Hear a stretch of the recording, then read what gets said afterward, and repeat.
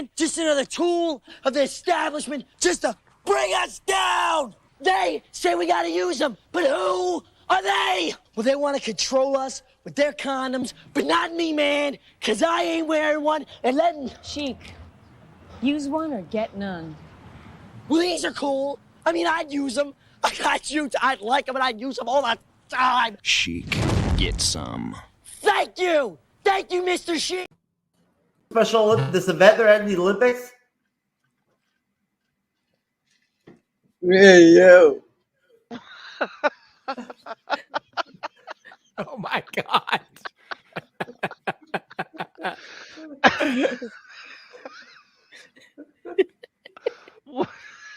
Where the hell did you get that?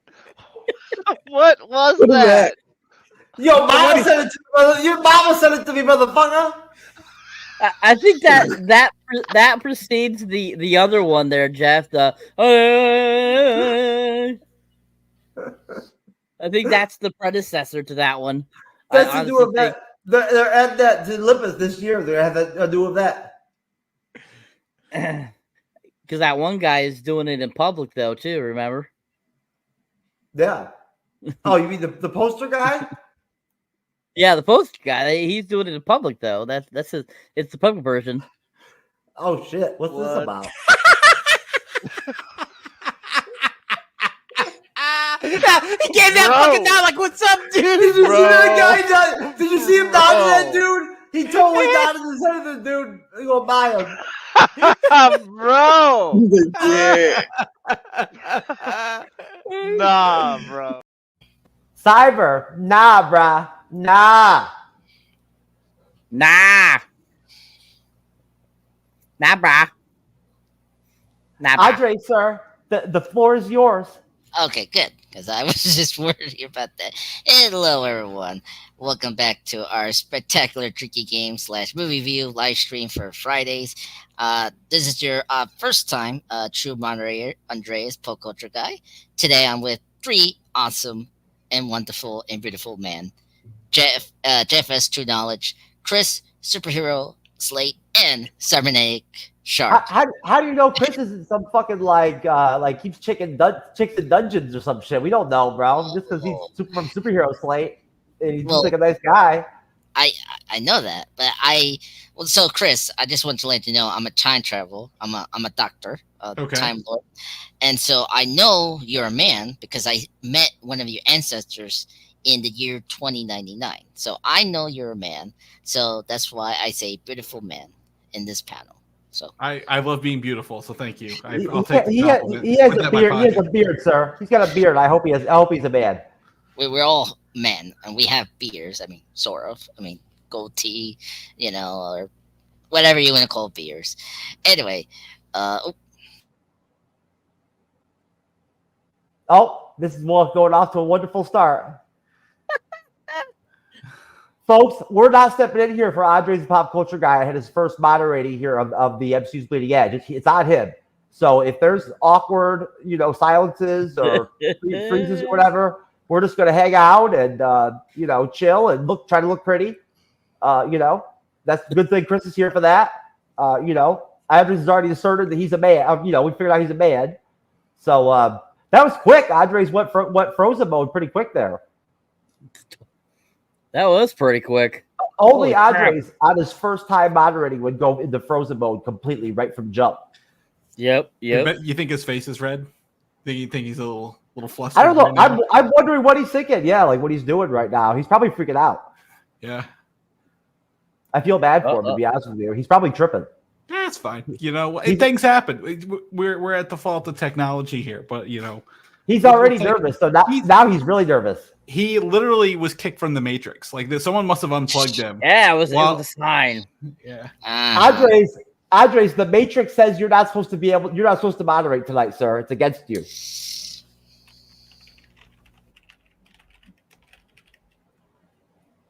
Oh, that's a good one to freeze on too. Did you freeze again? Did you freeze during middle finger? Hey, you know what? On one hand, that sucks that you froze again because that's not a good sign for your Wi-Fi tonight. But on the other hand, and I wasn't planning on having to moderate, so I'm gonna be pissed if I actually do. Considering how confusing the movie was, I'm gonna be pissed. But but I'll make it work. But I'm amazed that you managed to be frozen with your middle finger extended. Right over his eye, too. Look like he's poking his eye out with it. That is a wonderful shot. That is great. I think that's a perfect time for another video, such as the P. Diddy juice. Andres, do you need a sip of P. Diddy juice, sir? No. Let's do not show that clip. Do not show that clip, folks. Do not show that clip.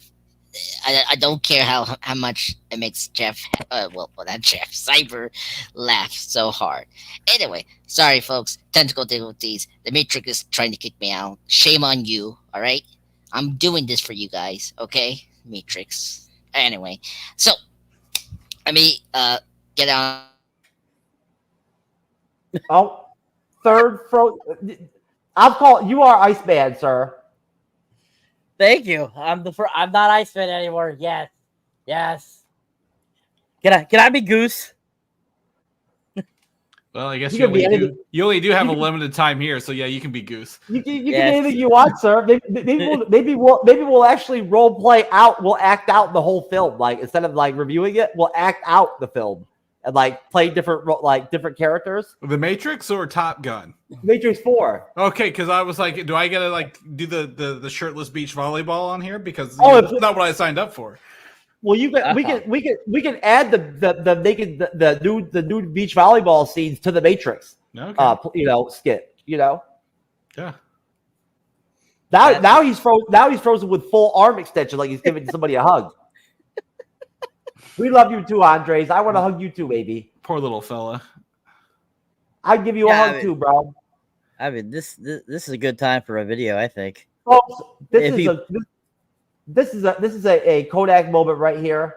Andres, the pop culture guy, is moderating his first ever show with the MCU'S Bleeding Edge in his year plus of tenure with us, and he is having the Matrix literally has shut him down. They've locked him out from StreamYard tonight. So I'm not sure what we're gonna be able to get from him. It's gonna be tough sled for him moderating. We'll have to see how it works out. Let's see if he even comes back. Yeah.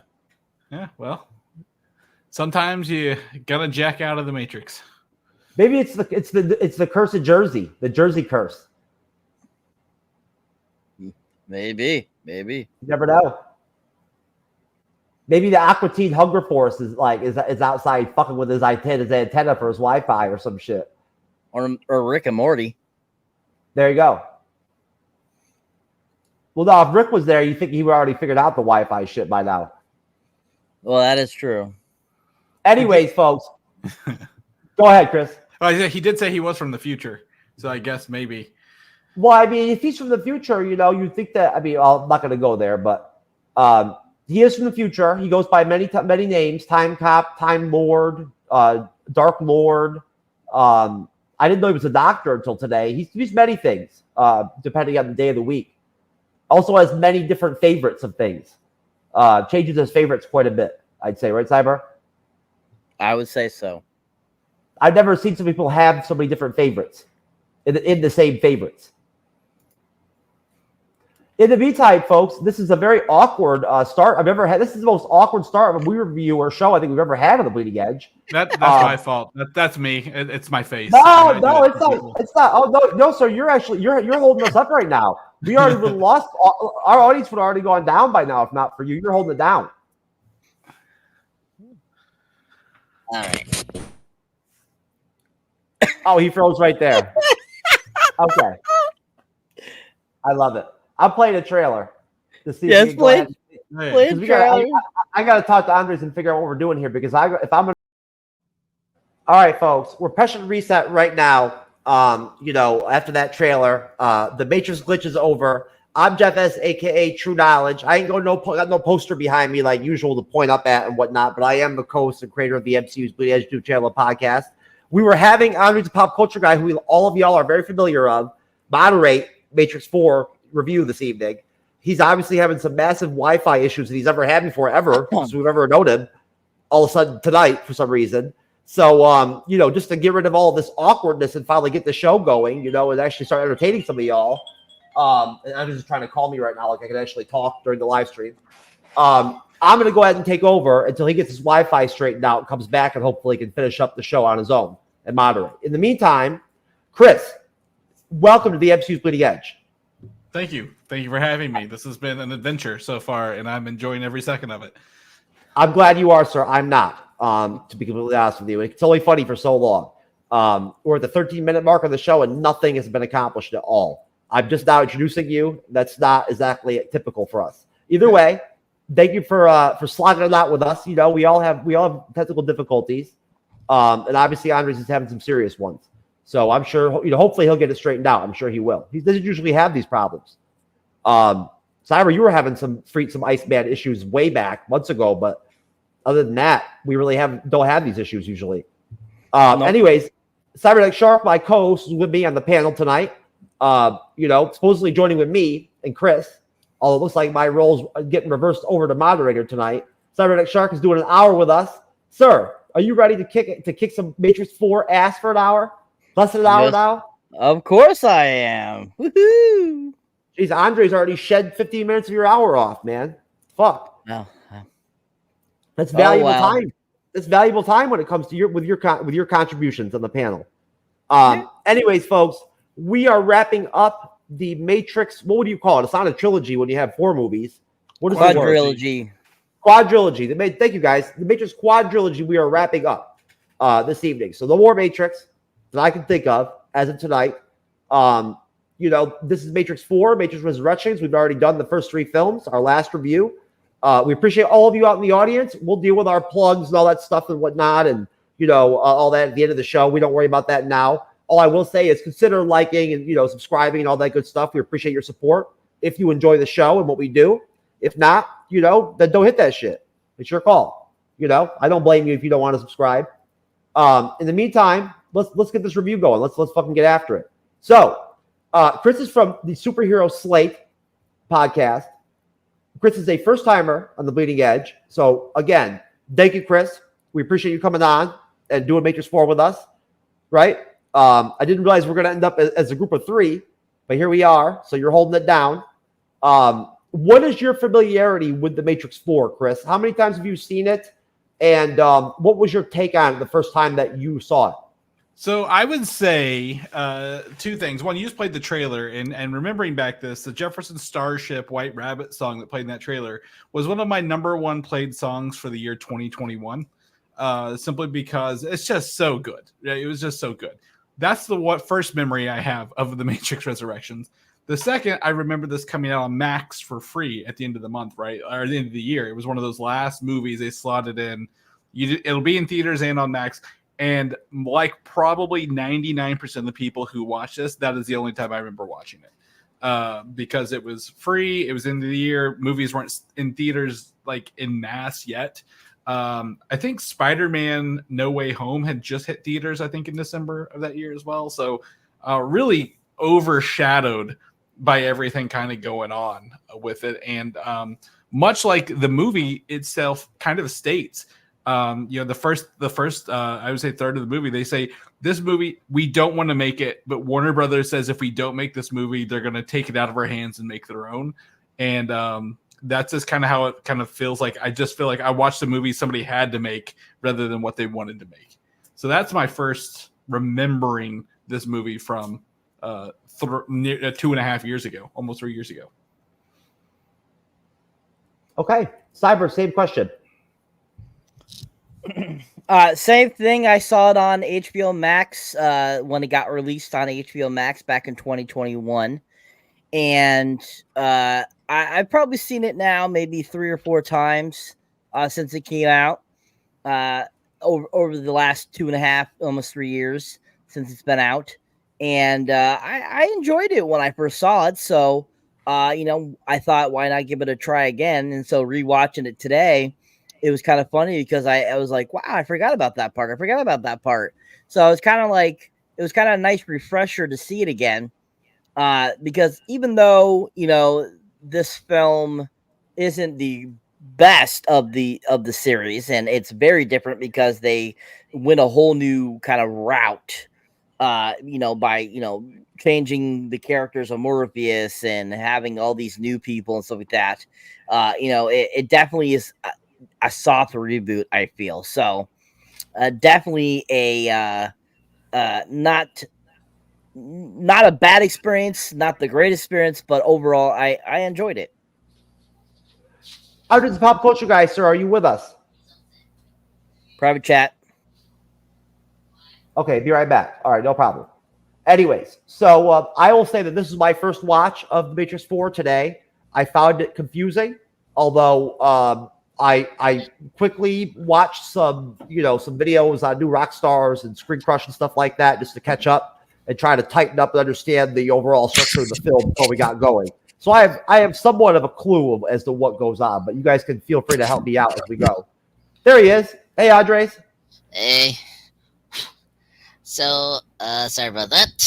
Technical difficulties. That's okay, sir. Let's just see if we can keep you not Iceman for like 15, 20, and then I'll throw the moderation back to you. I was just asking everybody else, how many times have you seen The Matrix 4? And then what were your thoughts the first time you saw it?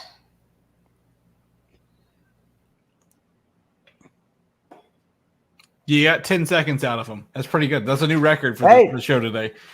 I'll talk for Andres. Well, it might take a long time. Just be prepared. This could be a long, I put 10 minutes. I put 10 minutes of 1 minute short video clips from an Acolyte episode review of us from the show on TikTok today.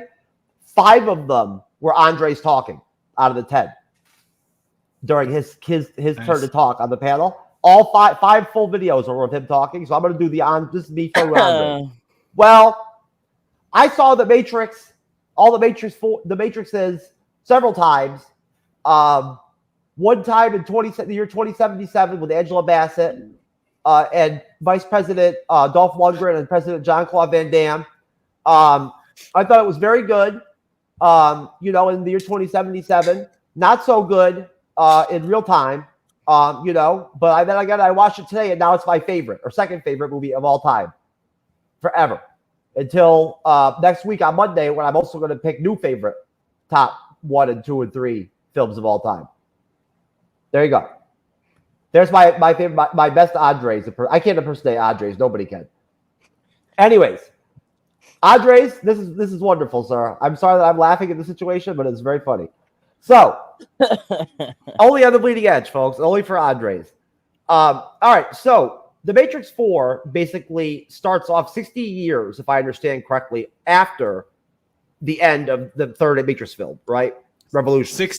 60 real world years. Yes. Which is only like 20 Matrix years. Okay, I didn't know that there was a difference in the conversion. Yeah, because I think even like the original movies kind of say like, we don't know what year it is outside because they keep rebooting the Matrix. And I never thought about that. Yeah, that's true. So of course time would potentially be different. Yeah, that makes sense. Yeah, and you wouldn't have set dates. Oh, you know what, folks? The drinking game is you know what? I appreciate that. The drinking game is on. All right, so it's it's my responsibility now to maintain it. Our drinking words. I can say them safely right now. Trinity, Neo, Machines, any variation. Zion, any variation. Smith, Agent Smith, any variation. The Matrix 2, any way of saying it. You're fucking drinking. There you go. Let's get after it. All right. Now the drinking game words are enforced and engaged. And if anybody feels the need to drop the drink word on anybody at any given time to make sure that we're handling our business, please do. Good job, Chris. Keeping us on point. Keeping us on point. This is serious business. We're doing it. No, hey, there's nothing better than trying to moderate half-ass a show with no outline because you weren't going to moderate it, and then also playing drinking games where you usually always get intoxicated every time, right? And fall off throughout the show and like go to shit, right, Cyber? So it should be wonderful. This should work out great actually. I'll tell you what, I'm gonna go ahead and prop myself here on Superhero Slate. We just create a spreadsheet of bullet points and we just wing it every week. So we are like, I'm professional winging it. So whatever you need, you just say, Chris, say something, go, and we got it. You told me that, and I complimented you for telling me that. I like that saying. I like that. I like that. That's actually really cool. But no, you know what? Actually, we embrace our shit show specials here, Chris. This one looks like it's going to. This one looks like it's heading in that direction, obviously. So we do embrace them, and usually they end up being pretty fun shows. But they are shit show specials. So, folks, we're in that territory. It's been a while, right? Just like Cyber, I realized my biological clock for some fucked up guest experience, we're about due for one. It's been things have been too harmonious for a while. We're due for some guest to come on and do something really fucking stupid soon. It's time, sir. It's coming. Unfortunately, the clock is ticking. I can tell. I can feel it inside. So just be prepared, sir. And things have been way too harmonious. Too much laughing, too much happiness, too many good shows. You know. So, anyways, so the Matrix 4 basically starts off very confusingly. Well, not confusingly, I'd say to start off, but it starts off with some blue-haired chick that I thought maybe might have been an extra from the Acolyte, to tell you the truth, right? That went back in time and joined the Matrix 4, right? Why she didn't have blue hair, I don't know. And her name is Bugs, which I really could not take seriously from jump. Like, seriously, your name is Bugs? I mean, I've got my notes right here. Bugs? Are you fucking kidding me? Well, it's a double entendre, though, because she says it's named after Bugs Bunny, which is the white rabbit, which is a throwback to that. It is. But also computer bugs, because Andres is having Yes. It just sounds like the name they would give like a 90s hacker character or something in a 90s internet movie or whatever they call them, Bugs. Yeah. But either way, my notes are great. I should start reading them on every show. I've read them on Joey's show last night, Cyber, and my notes are hilarious. You know how I note stuff. Just like my titles of my videos, sir. Yeah. So I start off with the movie in my notes. Why does this bitch have blue hair? Is she from the Acolyte? Bugs, what the fuck? Are you kidding me? What the fuck is happening? What's the deal with the agent? He's Morpheus? Now they're hugging? There you go. Just to give you the impression of like where I was at with the film so far, right at the beginning. Thankfully, Andres did help me out a little bit with some scenes I can play to guide me along with my moderation of the introduction of the film. So thank you, Andres, for that.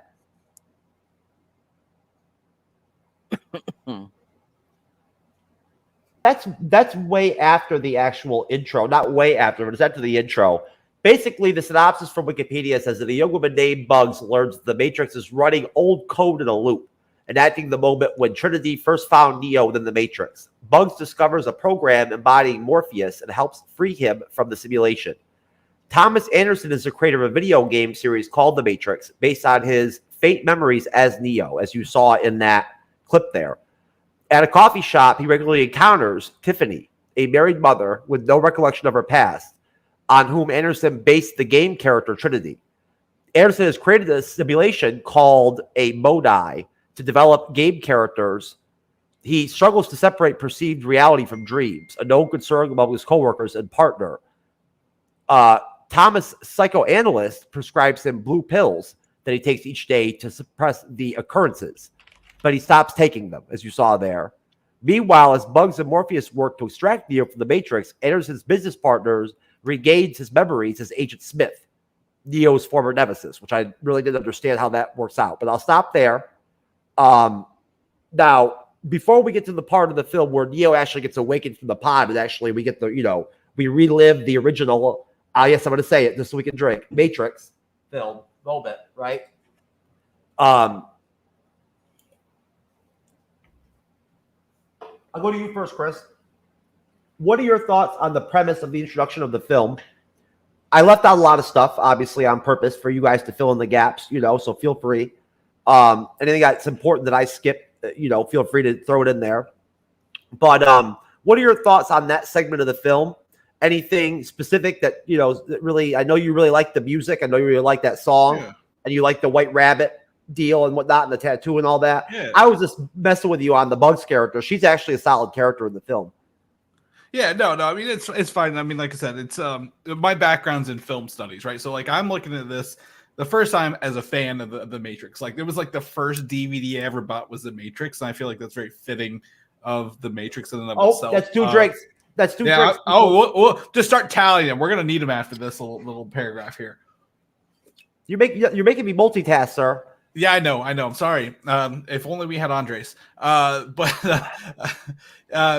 But anyway, so the movie to me, and we'll talk about it, kind of falls into three separate categories. There's a first act, the second act, and the third act. The first act is entirely unrelated to the awakening. It's about an hour in is where he awakens. And you mentioned, so we want to talk about that first hour. That first hour is really, to me, a jab at the movie making industry through the eyes of the film and like making a video game. Because one of the key things is they're saying the Matrix is now a video game in this world, right? It's not a movie. They made it into a video game. So like that's way different than like I never would have thought they would have done that. That's kind of unconventional to say it's a video game, but I know that's it also contradicts what the analyst or whatever supposedly wants to do with Neo anyway. Why wouldn't he want to suppress any memories he would have of the M? Do you know what I'm saying? Like, why would he encourage or allow? You know what I mean? Well, him to manifest. You see what I'm saying, though, and to manifest his memories like that. You know what I mean? Yeah, absolutely. And it may be that maybe it's one of those things, and they talked about later. It's like the harder you fight them, the more they push back. So if you give him a little bit of a creative outlet, even though it's very contained, he feels like he's satisfying that need for the M word that he's drawn to. So maybe it's in there. It's not explicitly explained. You're absolutely correct. But to me, the first thing is very jabby. It's like, hey, is Morpheus one? Not Morpheus. Neo's one of the words, but that's two there. Hey, you know you don't want to remake this video game. You don't want to go back into it. But the people upstairs say you got to make a sequel. You got to make a fourth one, despite everything that you want to do. And we're gonna make it one of the most painful experiences you have ever had. And that feels just like the movie industry, like Warner Brothers again, telling the Wachowskis, especially I believe it's Lana who directed this, hey, you need to make a fourth Matrix movie again, or we're going to take it from you and make our own, whether you like it or not. And that's exactly this commentary on the filmmaking industry as a whole is what this first opening is. And I don't really, to me, it's sad because I don't see the Matrix in and of itself. And come on, now. Don't overdo the M word, sir. I'm like 5 in, but like I'm keeping tabs in my head here. But the idea is, one thing I noticed, they intersplice footage from the original films in here. You notice that, like kind of clips and like shots and bam. Oh, sure. No, most definitely. But if you could, please don't go across the scope of the entire film. I really wanted your opinion on the initial segment of the film. Yeah, this is still the first hour. I'm still in the first hour, absolutely.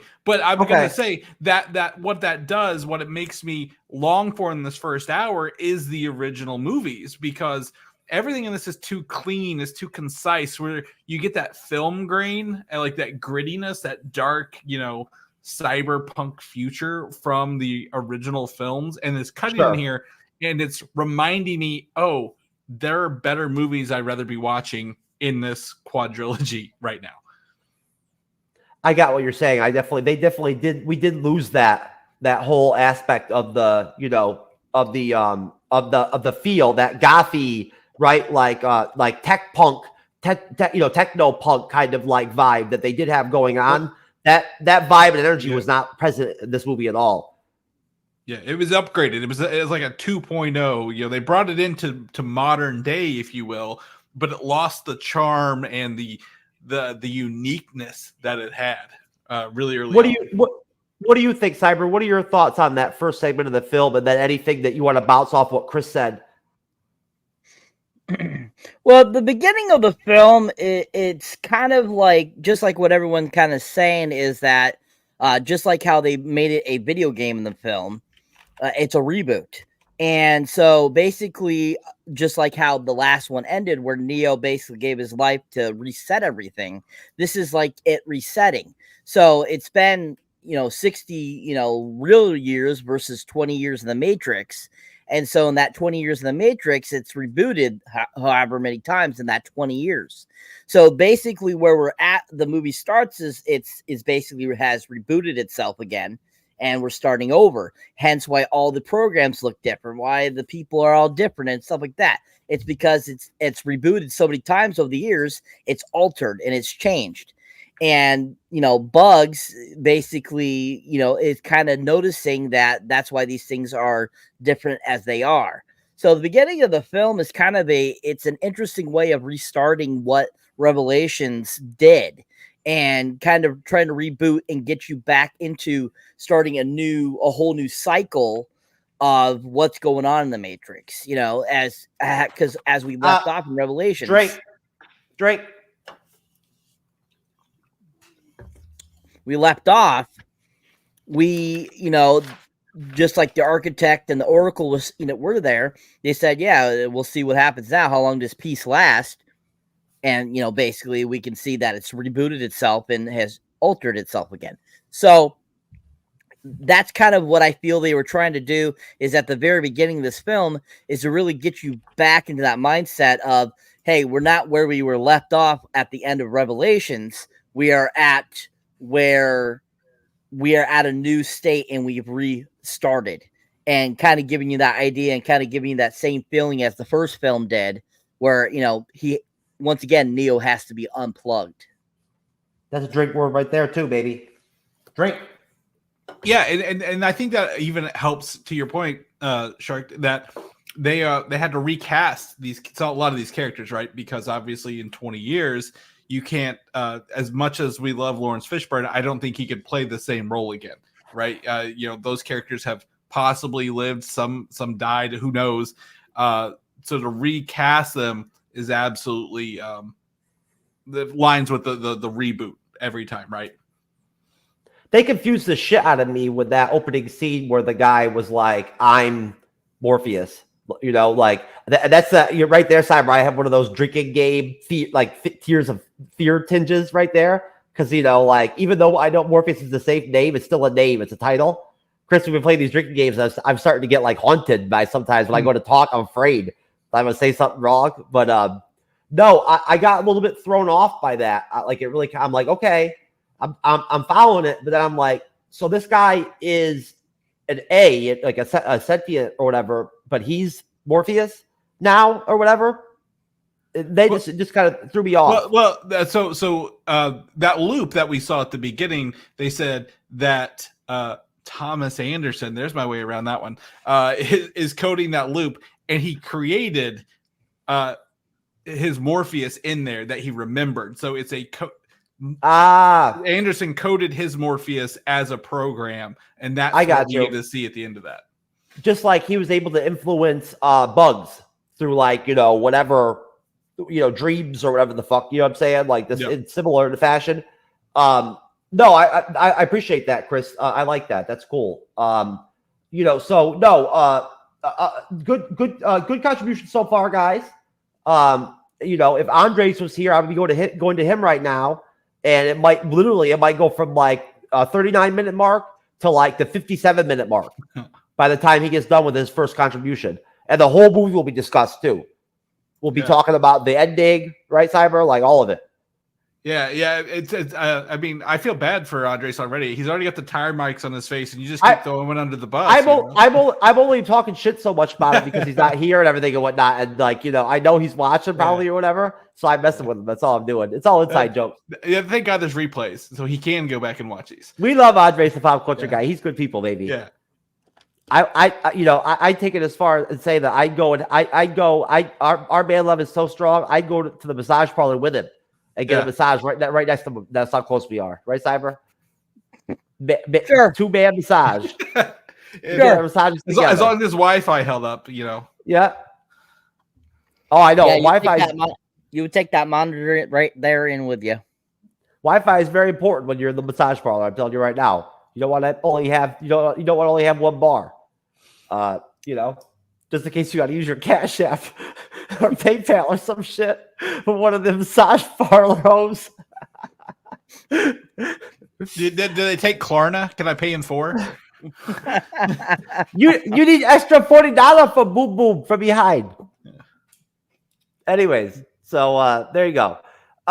So as far as the awesome images and scenes that Andres had me pull up for his moderating tonight, I actually have a good one here of Mr. Anderson. Thank you, Chris. We've learned to do that too and deviate and find different names and titles. This is him actually like getting out of his pod and all that shit and whatnot, and it'll pull right into what we're going to be talking. Why does so much shit look like aliens? Well, I was going to say that it's like Terminator meets Alien. Why is everything shaped like Alien, like the head of the? Did you see that shit, Cyber? I kept seeing like the head of the alien going on. Yeah, I mean it has very Alien movie vibe. Anytime I saw that, even in the original film, it looked very inspired by Aliens. But I don't remember ever actually. Chris, did you see you saw it too? Did you see it literally looked like the head of the fucking alien? Yeah. So the little ship that kind of grabs him, right? That pulls him out of there. Yeah, it's very H.R. Geiger like base, kind of like Aliens is. It's very supposed to be like phallic and gooey and kind of humany and. Can you imagine having that big fucking that big tube pull out of your neck, bro? I'd be like, fuck, bro, please be careful with that one, dude. You know what I'm saying? Like, you already ripped that motherfuckers out of my back. Now you're gonna get me with that big fucker out of my neck.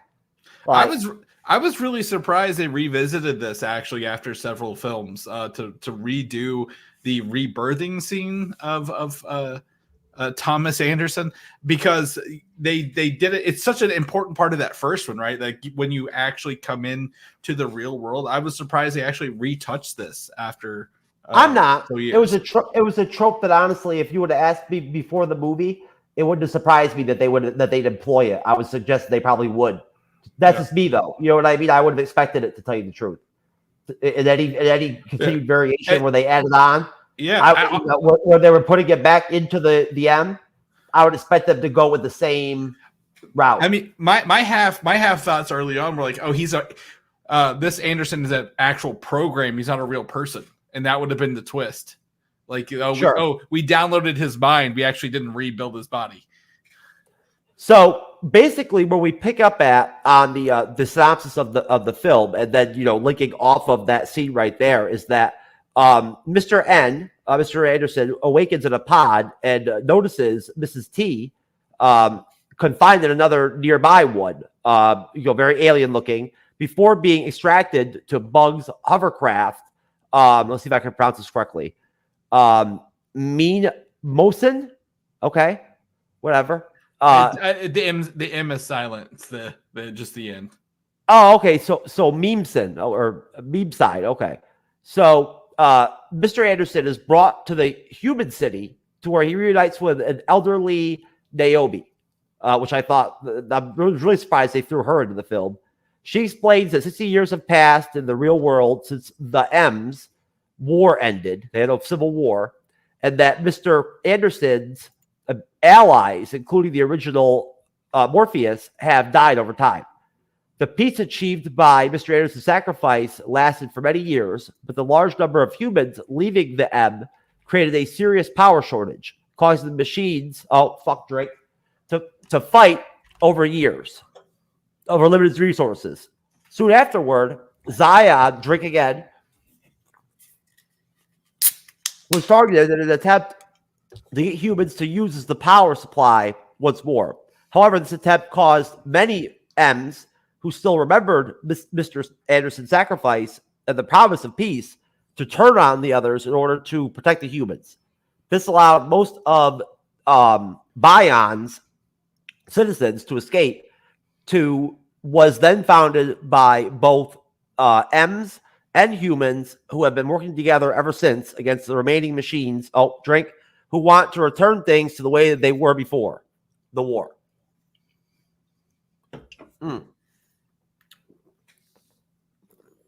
What is the new city called?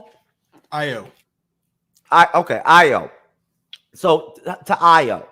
So basically, Niobe refuses to risk Lowe's safety to help Mr. Anderson free Mrs. T and confines him to his quarters. Bugs and her crewmates free Mr. Anderson and enter the M to contact Mrs. T. They are attacked by Mr. S and other exiled programs, including the Merovingian. But Mr. Anderson and the abdul-mateen crew defeat them as Mr. Anderson's abilities return. The group leaves and locates Mrs. T, but before Mr. Anderson can talk to her, his therapist appears and immobilizes him by manipulating time. He reveals that he is the Analyst, a program designed to study the human psyche. I'll stop there. I'll go to you, Cyber. That's a big chunk of the film. I left out some parts, obviously. Sir, opine on that, what I just dropped for you right there, and then anything that I left out, and anything special or specific that you want to drop. Take your time. This will probably be your last contribution before you take off. Yep. Make it a good one. No pressure. Well, this section of the film, there's a lot of information that they basically kind of pour out and they put into the script that they, want to shove out there to kind of get you back up to date with where we are in the Matrix. Oh, drink. Thanks, Cyber. Sorry. He doesn't have to live with these repercussions. That's why he's saying all these words. I'm trying to like hit Andres up and make sure he's okay and everything. I wasn't prepared to drink. That's all right though. It's all good. The price of the game, baby. And so, this section of the film, I'm sure a lot of people probably found boring. They probably found it, the least interesting of the film. Well, it had some action. It had some interesting things going on. But overall, because it was such an information highway, a lot of people probably weren't the biggest fan of it. And I think that this section was, to me, really helped me understand the film a little better. And I also feel that, there's a lot of kind of little quips and little tall tales or little signs that hint to different things from the previous films. And I really enjoyed that. Like, the mention the Merovingian. I think that was a great little, tidbit back to the original films.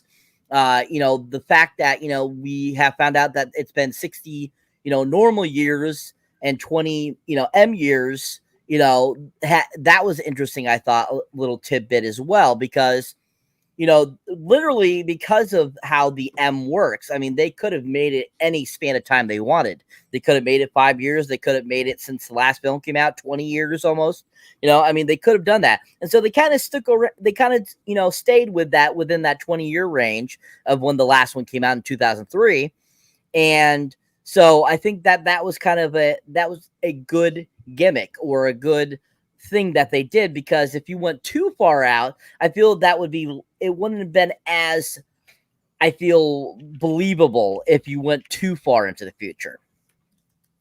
Now, the visuals in this section of the film I thought were done really well. Like, that's one thing that I think they did really well this one. They really updated what they could have done with, what they wanted to do, I'm sure, with the original films, and give it a little more pizzazz. And this film really took that into account, having the technology that has improved in this sequence. I feel there's a lot of that they really showed.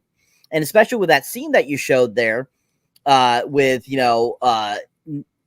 N coming back out of his pod, and the alien looking world, that whole thing was a lot easier to do this time around versus how they had to do it previously. Like in the first film, that was all, they had to use dummies. They had to use all kinds of things to make that look, the giant thing coming out of his neck and stuff like that. This one, they could do it all digitally now. And so that made it a huge, big difference. And I think it looked even better just doing it all digitally.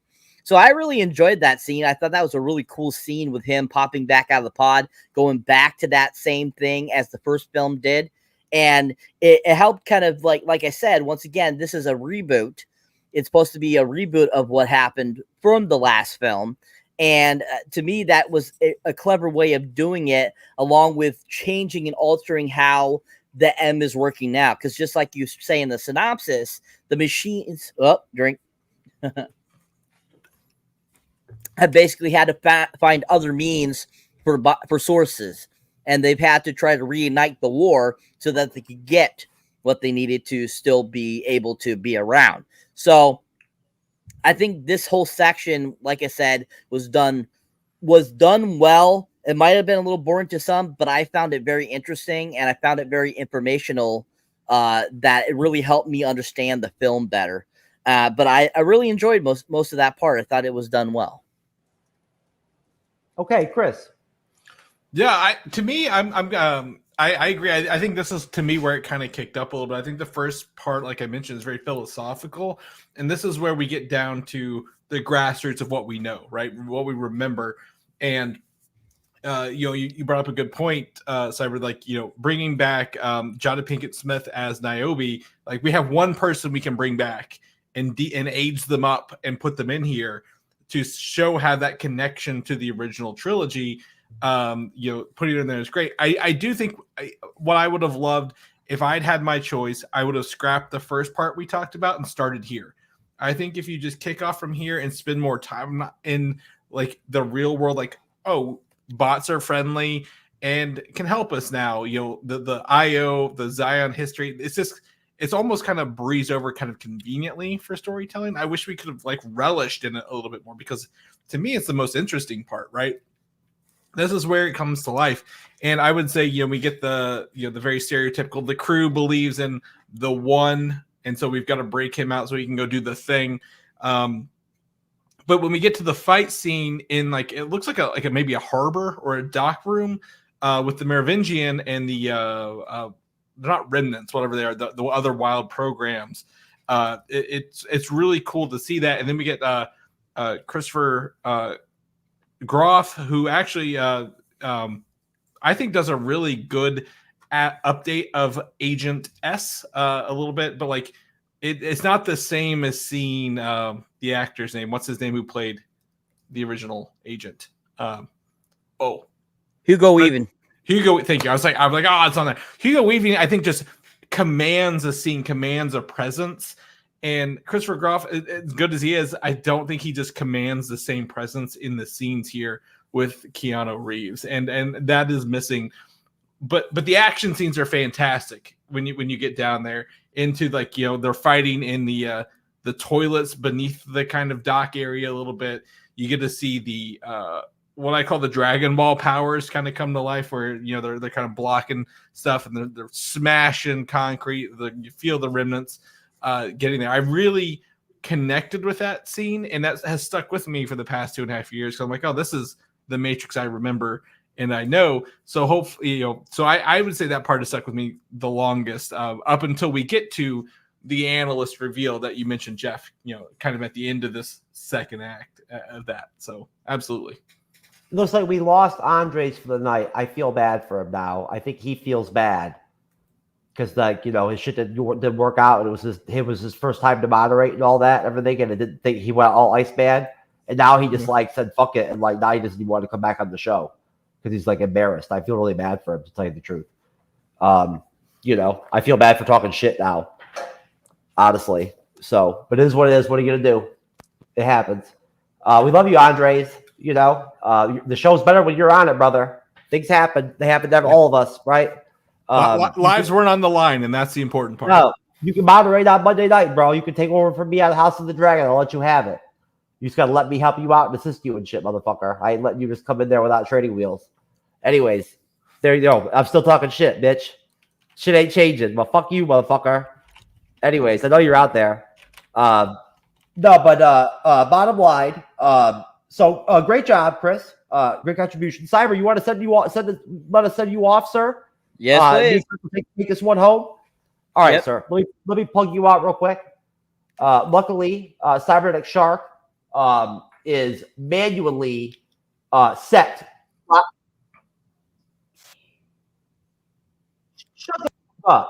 Shut up, man.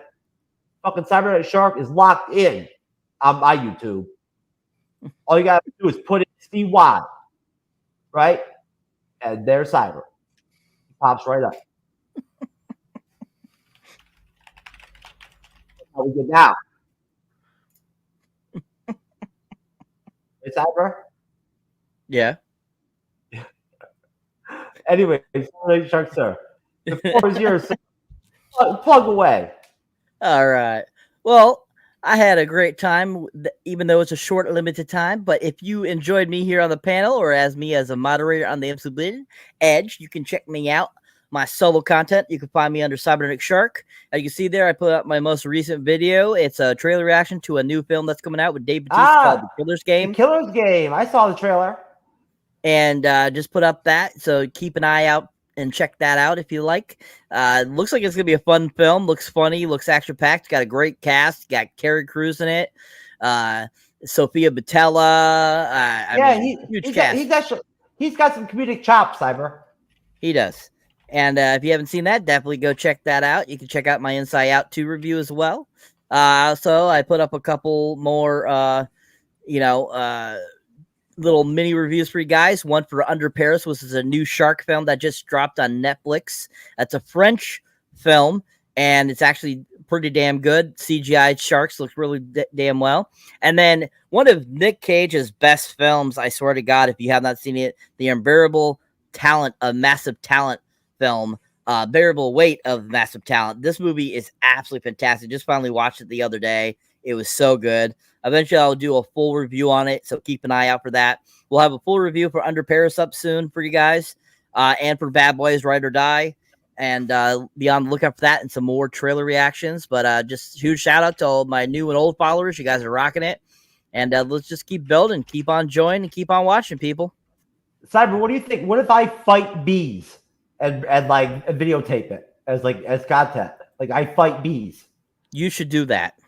On my list of things I want to fight, Chris, I want to fight. Like at one point, I had this idea where I was going to fight all these like exotic, dangerous animals and shit in Australia, because we have some Australian creators that we really like that come on our shows and shit.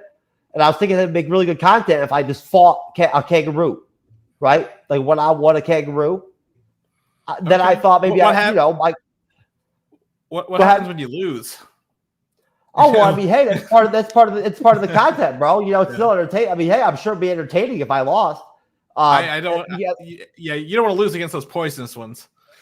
I consider taking on a Komodo. Maybe I could take on a Komodo dragon too. You know, couple. You know, some dangerous species. So I'm thinking, I'm looking for different things I can add to my list of things I can fight and videotape. You know, reaction video style, so I can fight bees now, maybe. There you go. You should definitely try that, sir. As Dane Cook once said, he would punch a bee in the face, and that's all I can imagine you doing at this point. The people that do the wasp removal, Cyber, instead of like coming in with machines and hoses and all that shit and spray, I fight the wasp nest. There you go. So smart. So great. I would love to see that, sir. That'd be a fantastic film. All right, gentlemen. All right, sir. I will see you later. Have a great night. Nice to meet you, Chris. You too. Have a good one. You pussy, afraid to drink with the boys? You're the pussy, sir. Too afraid to already drank too much. Can't hang with the real men playing the drinking games late. Need sleep. Anyways, Chris. Hey, brother. You know what? Look. You always the Matrix. The Matrix. Neo. Oh, Agent Smith. Come on. Don't do a bunch of crazy forced drinking, please. Cyber doesn't be enough. Well, I mean, it said it was advertised hardcore drinking games, so I wanted to make sure we're living up to the title tonight. Well, the thing is our hardcore drinking game nights are more like the Crow review we just had, where Andres wasn't moderating, I was moderating. We knew what was going on, right? And we had a big panel, and we went for like 2 hours and 35 minutes to where we played long enough to where we actually did have one member of the Middle-Aged Men movie review podcast on YouTube actually end up shitty drunk. Like he just got quiet. And I didn't know what happened to him, right? Like I was playing videos and stuff and everybody else was laughing and he was just being silent. Finally, one of his partners told me the day after that he was like shitty drunk. Oh. Shitty. So but no, hey man, listen, what a cool situation. We ended up, it's just me and you. We're teaming up, brother to brother, to rock out the rest. Here, I'll do it too. The Matrix 4. Oh my god.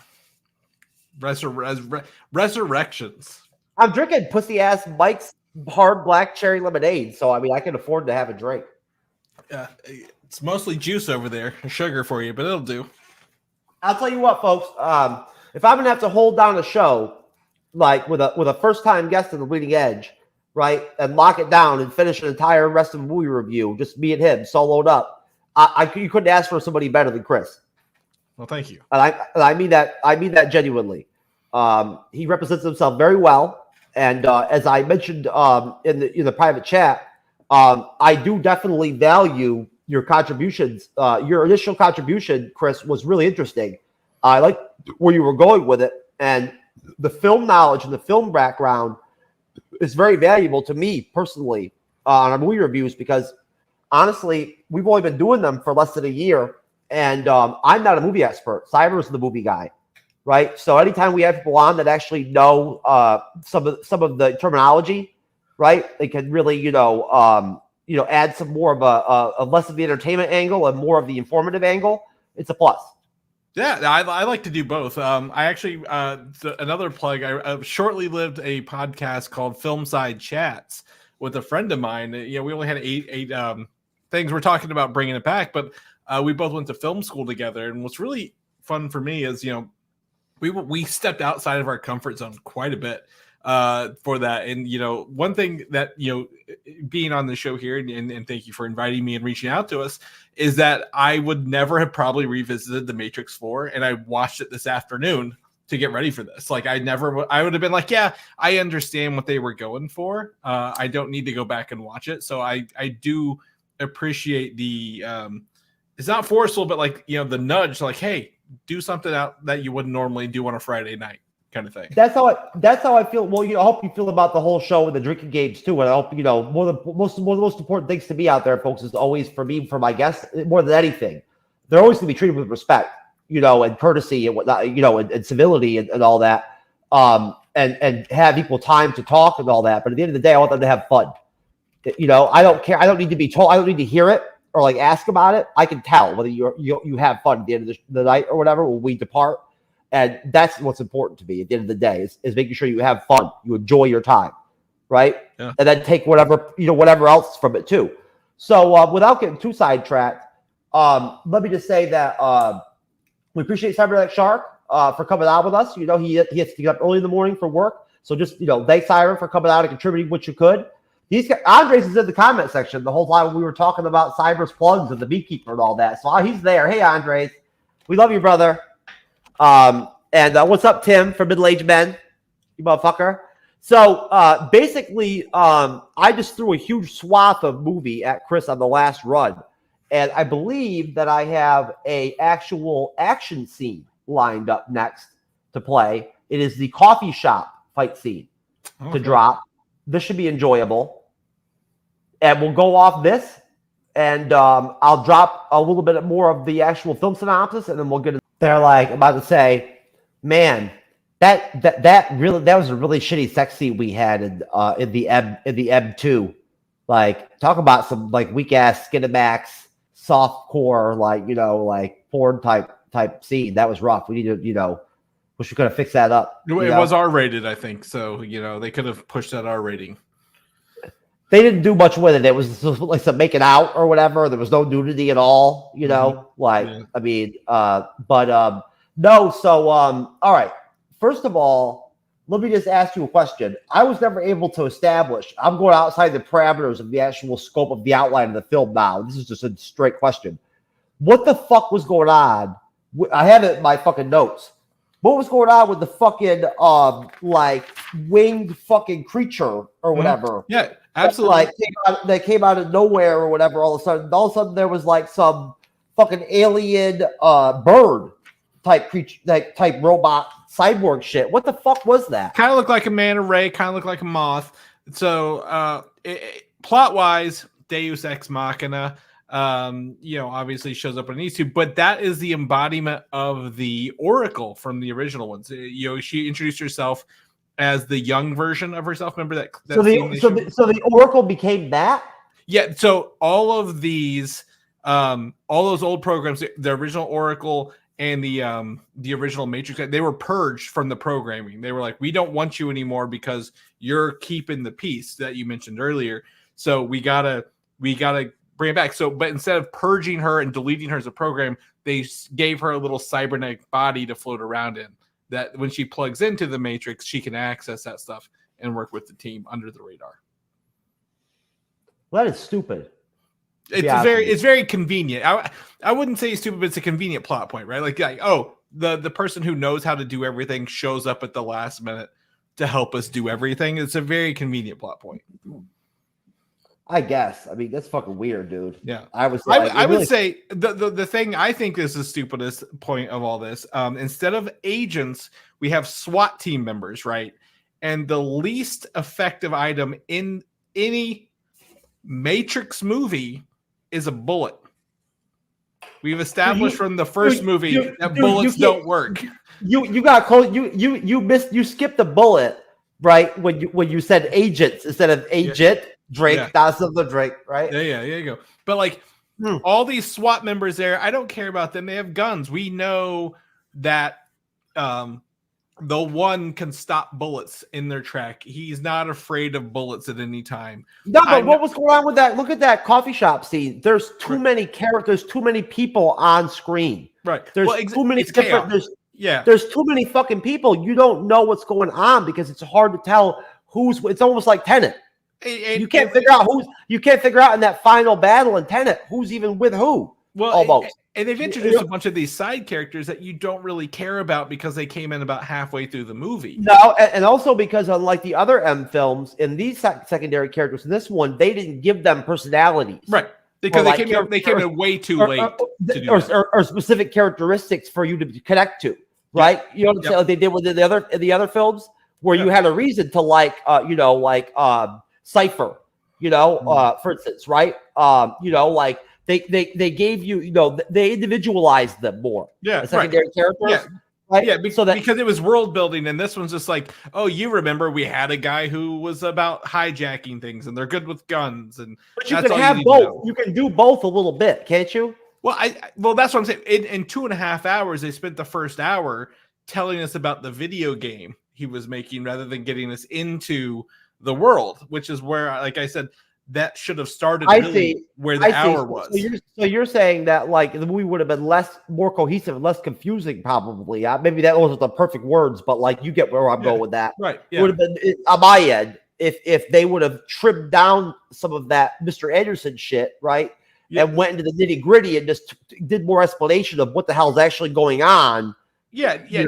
Don't spend the entire first hour saying he has to make a video, that the new M word is a video game, and he has to make a sequel, and he's tired of doing the same thing every day. And his asshole, like pain in the ass buddy is actually an agent. Right. Right? A bot? A bot, yeah, because they introduced bots. I like the idea of bots in this movie. I think bots make more sense than having everyone be, again, I think agents is in the word. Yeah, but they made him so avert. Like he was such an avert character that you knew something was off with him anyway from jump. Right. Yeah, exactly. But like the idea that even her husband, Tiffany's husband, was a bot, right? Like literally, because what they do, they just throw everybody. I didn't understand that.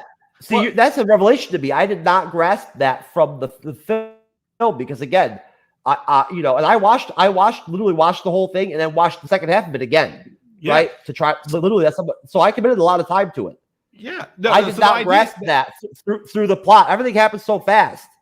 Yeah, the analyst says that they control the variables around Anderson and Tiffany to make sure that they never really connect and have that meeting, right? So by controlling the people around them, they can force them into a path where they never fall in love and they never gain their powers.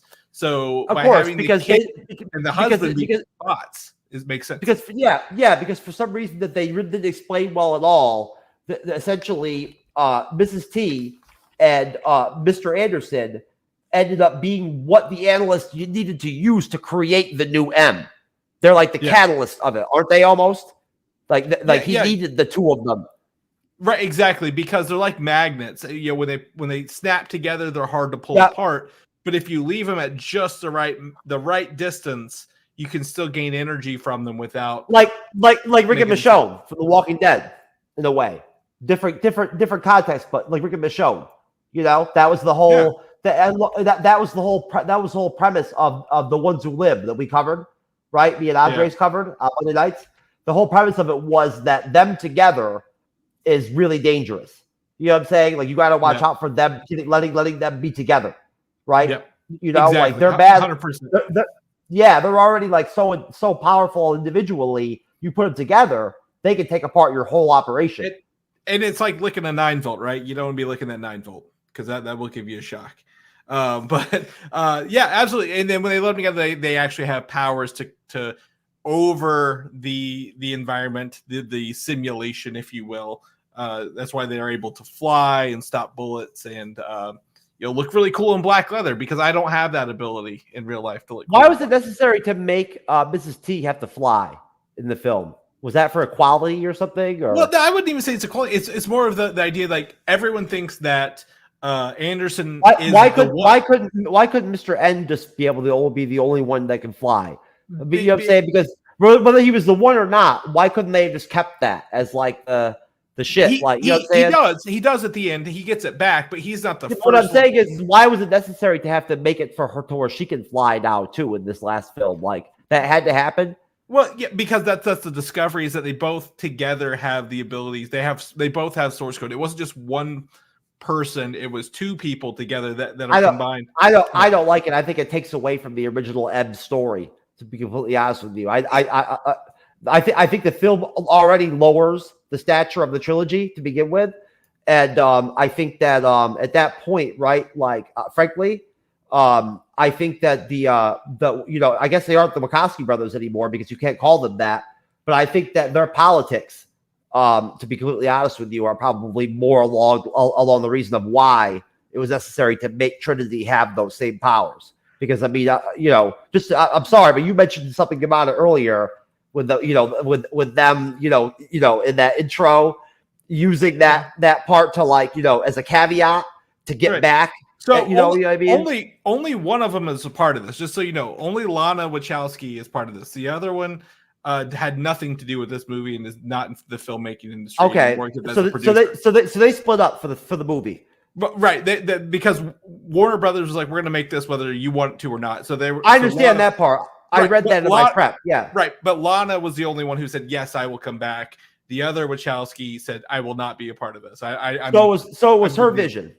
Listen, her reasoning for giving Mrs. T the ability to fly could be anything. I don't fucking know.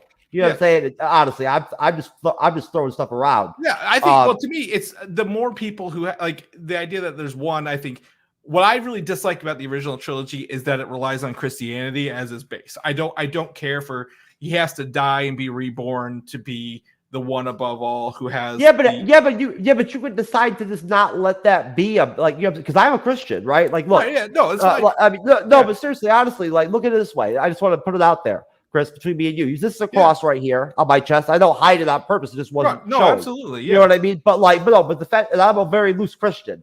Don't get me wrong. If you can't tell already, like, I'm not exactly your most biblical, strict guy or whatever. But at the end of the day, though, bottom line, I'm able to just not even care about things like that and whatnot, narratives like that, or concepts like that when it comes to film or art, right? Well, it's a choice. Well, what it does to me is it makes it predictable because they are following the same story. It's not that it is that story; they're just following the same story, right? Like at the end, you're like, oh, I see kind of what they've done. They've taken from something else, and that makes it predictable. So, like in this one, to me, I don't think.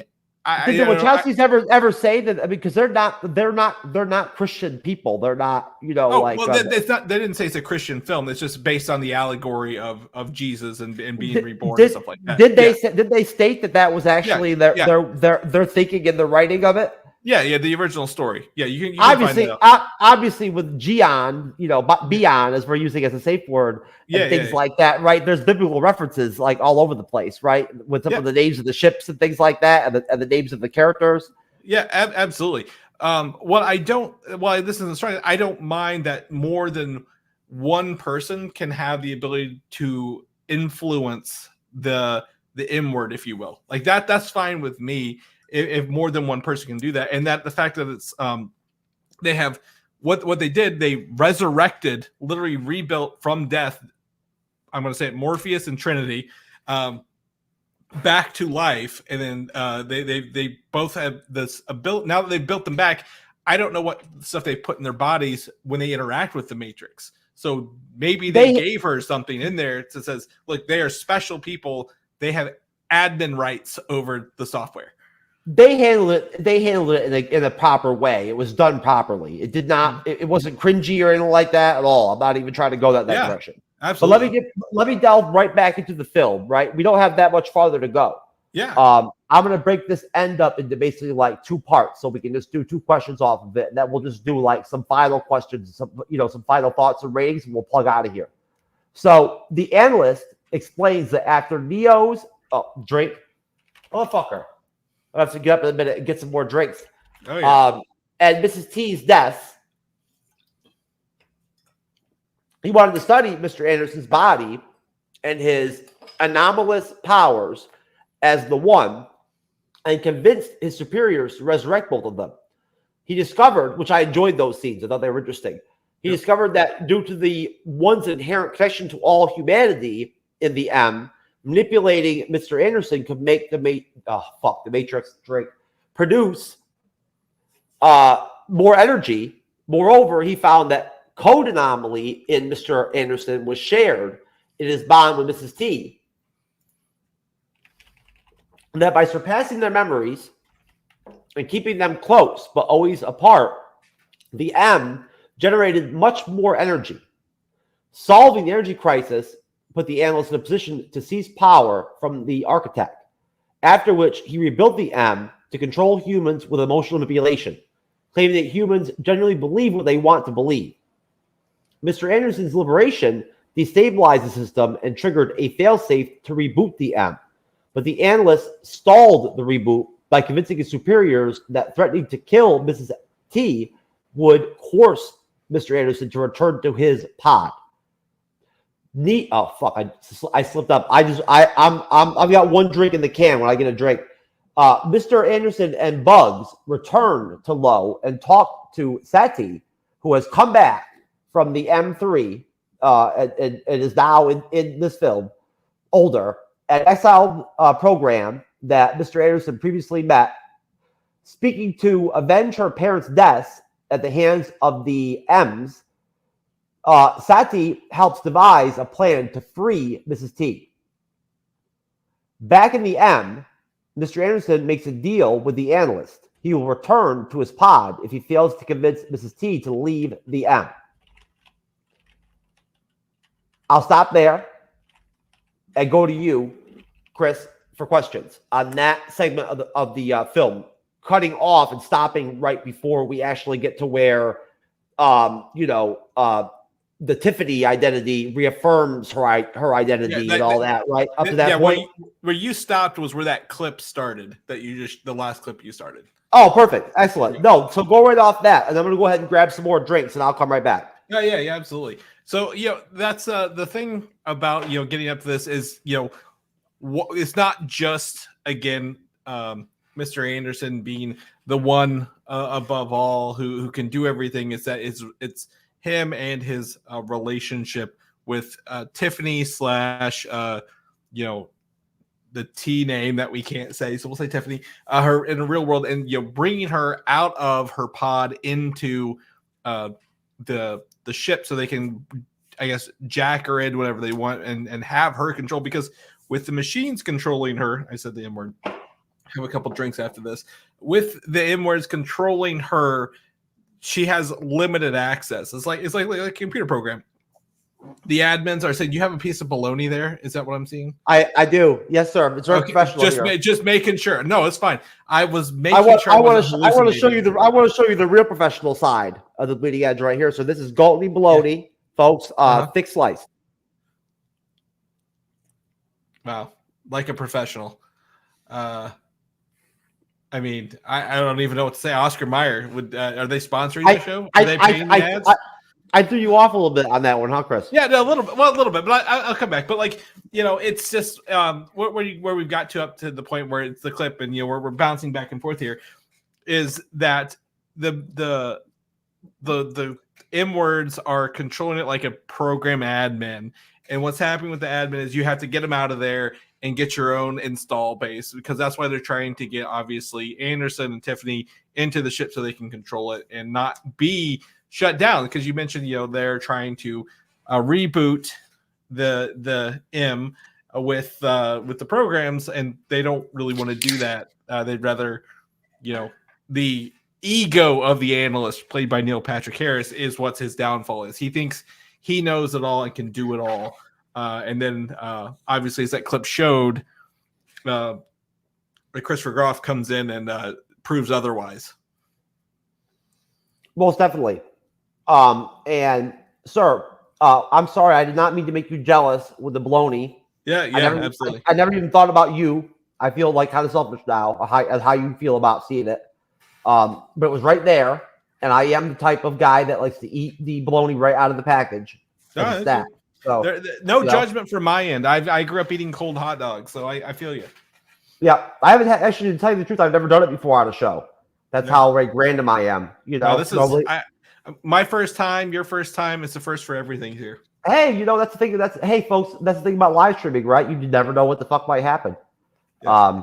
Honestly, I mean, strange things happen. Like, look, what'd you think of that retro '90s condom commercial I played as an intro, bro? That was pretty solid, right? I tell you what, things I never expected to see again was that I honestly thought to see if you were sponsored by them, bringing it back, but that's pretty solid, right?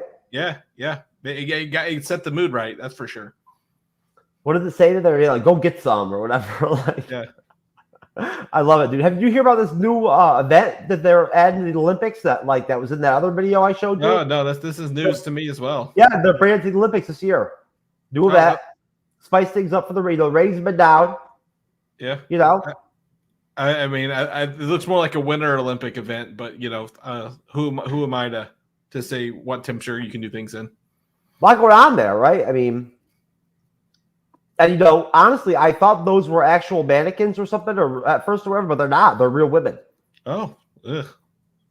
They are. You can see them actually moving their heads, and like those are actually real women. That's very interesting. Yeah, I can't wait for them to drop that on the Olympics. It's definitely going to change things up. They're spicing things up, sir. How things are all these days. Very debauched. Our culture is getting more debauched. By the day. Anything to bring in viewers, I suppose.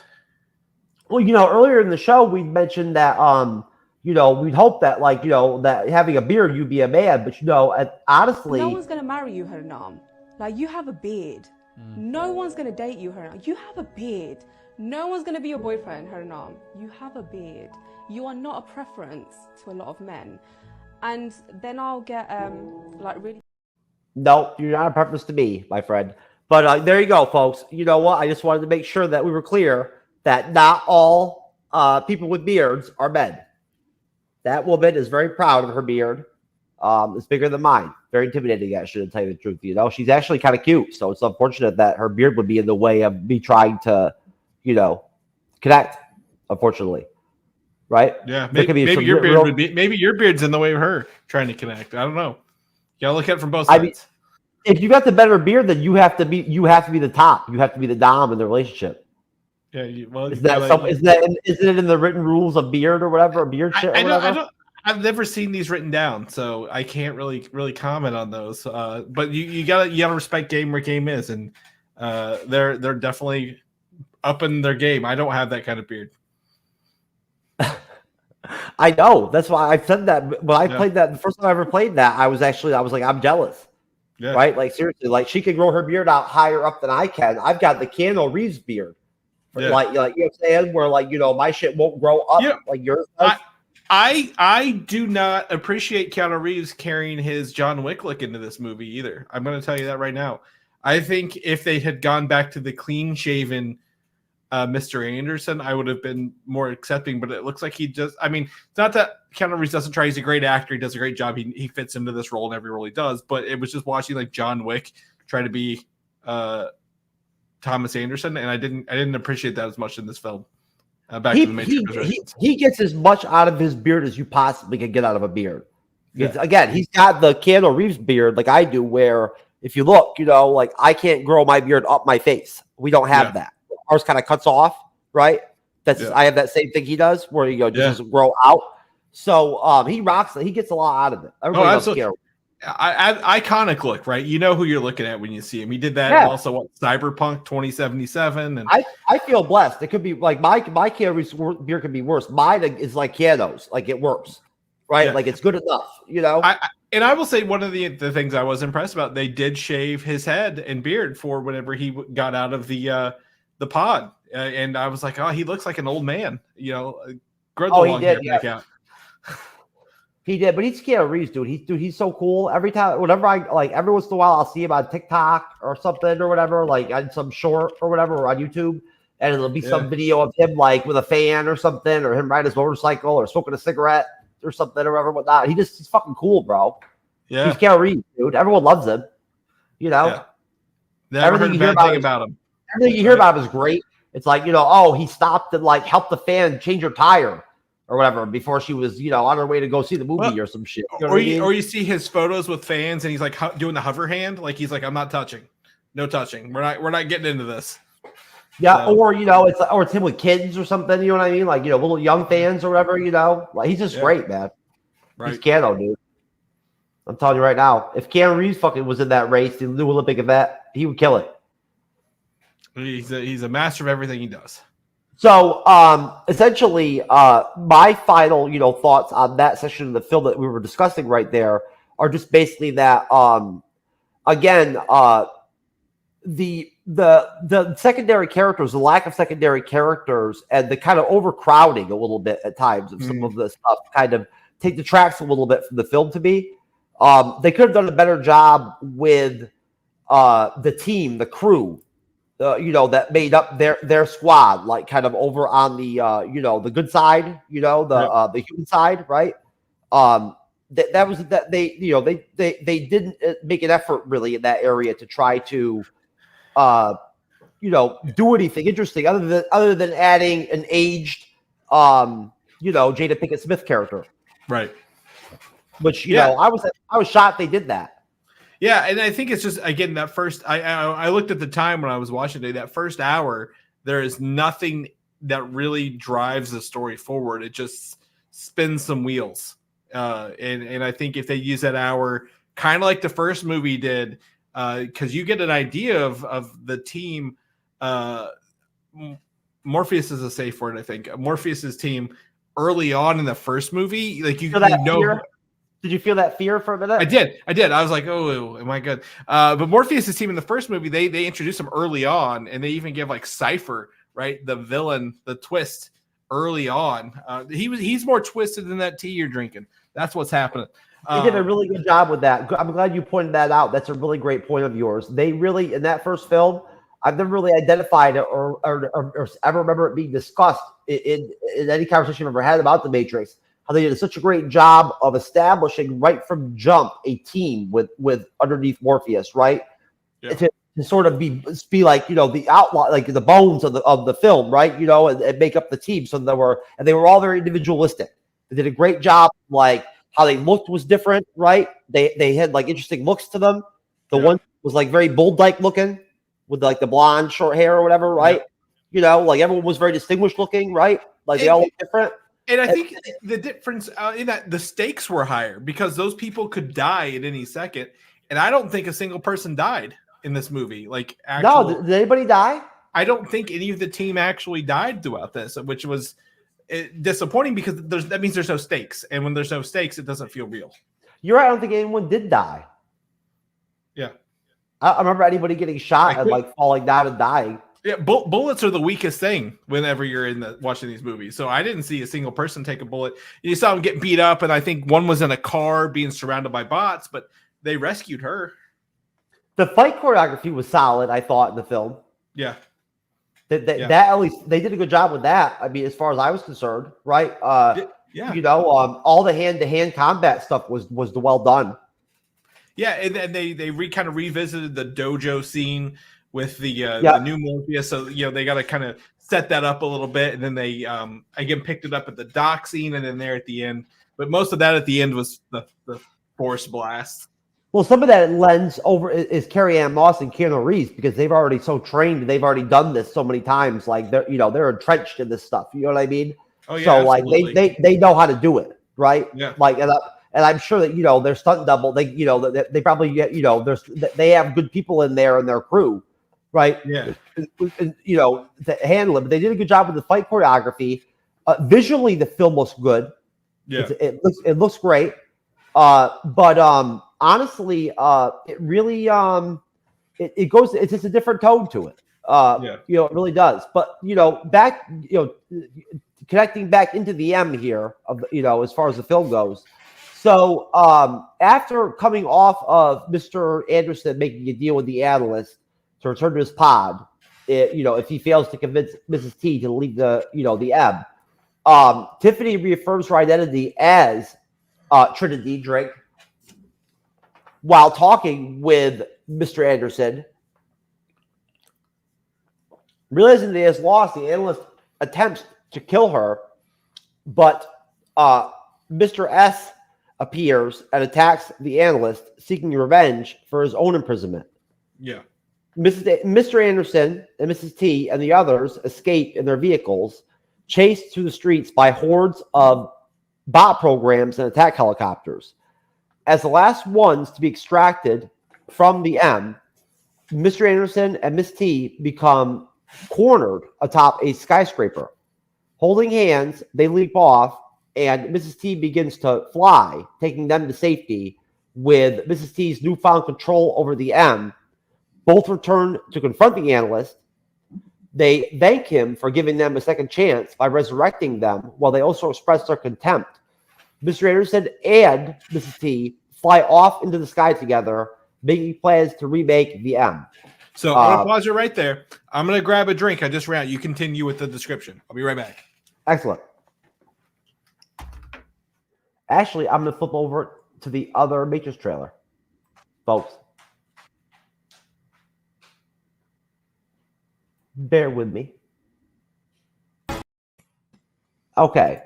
So, yeah, they really the movie really is about Mrs. T and Mr. Anderson, right? Yeah. Like they really, I mean, which is very logical, obviously, because we're missing, like you said, Lawrence Fishburne's not here, right? So right there, that's a big loss from the main cast. So they really went heavy on their dynamic, right? And made that the focus of the film, which I guess almost anybody I think probably would go in and go in that direction. But basically where you had just bounced real quick, took a minute, Chris, and got booze or whatever you did. Where we'd stop was the end of the film. All right, so as I said, right, we end with Mr. Anderson and Mrs. T flying off into the sunset, making plans to remake the new M, as the most wonderful, beautiful place in the world. In the meantime, basically, what I wanted to ask you, well, you know what? First of all, let me get your thoughts, Chris, on that final segment of the film, that final, 25% of the film that I just laid out for you. Yeah. Let me know what you think about it. And then I have like one or two questions off that, and we're good. Right out of the coffee shop scene, it becomes one big chase through the city. And again, I don't feel this, like I mentioned, this movie doesn't make me feel the stakes for the characters. I never feel concerned at any moment for any character because they didn't give us anything to worry about beforehand, right? Of course they're going to make it out. Of course they're going to get to the end. I think the third movie did a really good job subverting expectations by actually killing Why off.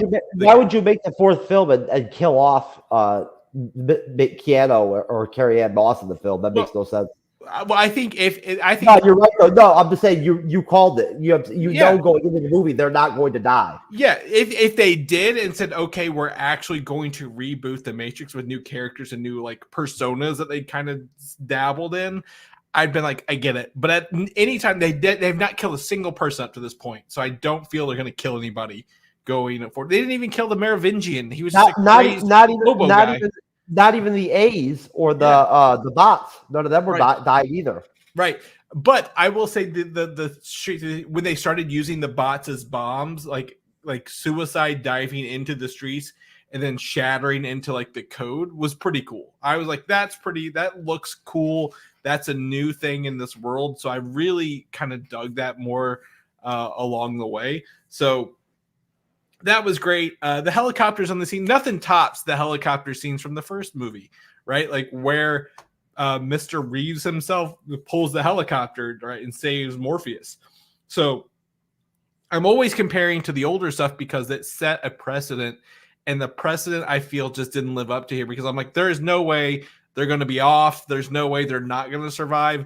Obviously, a lot of people thought that Reeves would be the one who flies, right? Anderson would be the one who flies. But by flipping the script a little bit and saying, no, actually, it's Tiffany, Carrie-Anne Moss's character, who has now realized that she is part of this, the world. They rebuilt her into the world as when they brought her back to life. Taking that power first is great. But I do love at the end of the film, whenever they're at, what's his name? Neil Patrick Harris's, the analyst's house, that she literally kicks his jaw off because she mentions that earlier in the film. I was like, oh, that's pretty fun. But he's not even like a human being, so you could just beat the fuck out of him. It doesn't even matter. You know what I'm saying? Like, oh yeah, right? Well, that's the beauty. Like that way they can get away with, like, we're not really hurting a human. We can stitch him back together by using our powers. Like they snapped. I think his jaw comes back. I think you've made several points that align with what I'm about to say, which is that they also just like they removed the sort of like punk, rock, like goth, the lawnmower man kind of stuff, that dark, like energy, vibe that they had in the especially in the first film. In this film, there's no tone like that at all. And on top of that, because there's no killing, there isn't like the gun usage, right? And the display of different types of guns and whatnot. That is like one of the, let's be honest, it's one of the coolest aspects of overall of the Ebb films, and especially the first one, is that there's a lot of guns. There's a lot of them.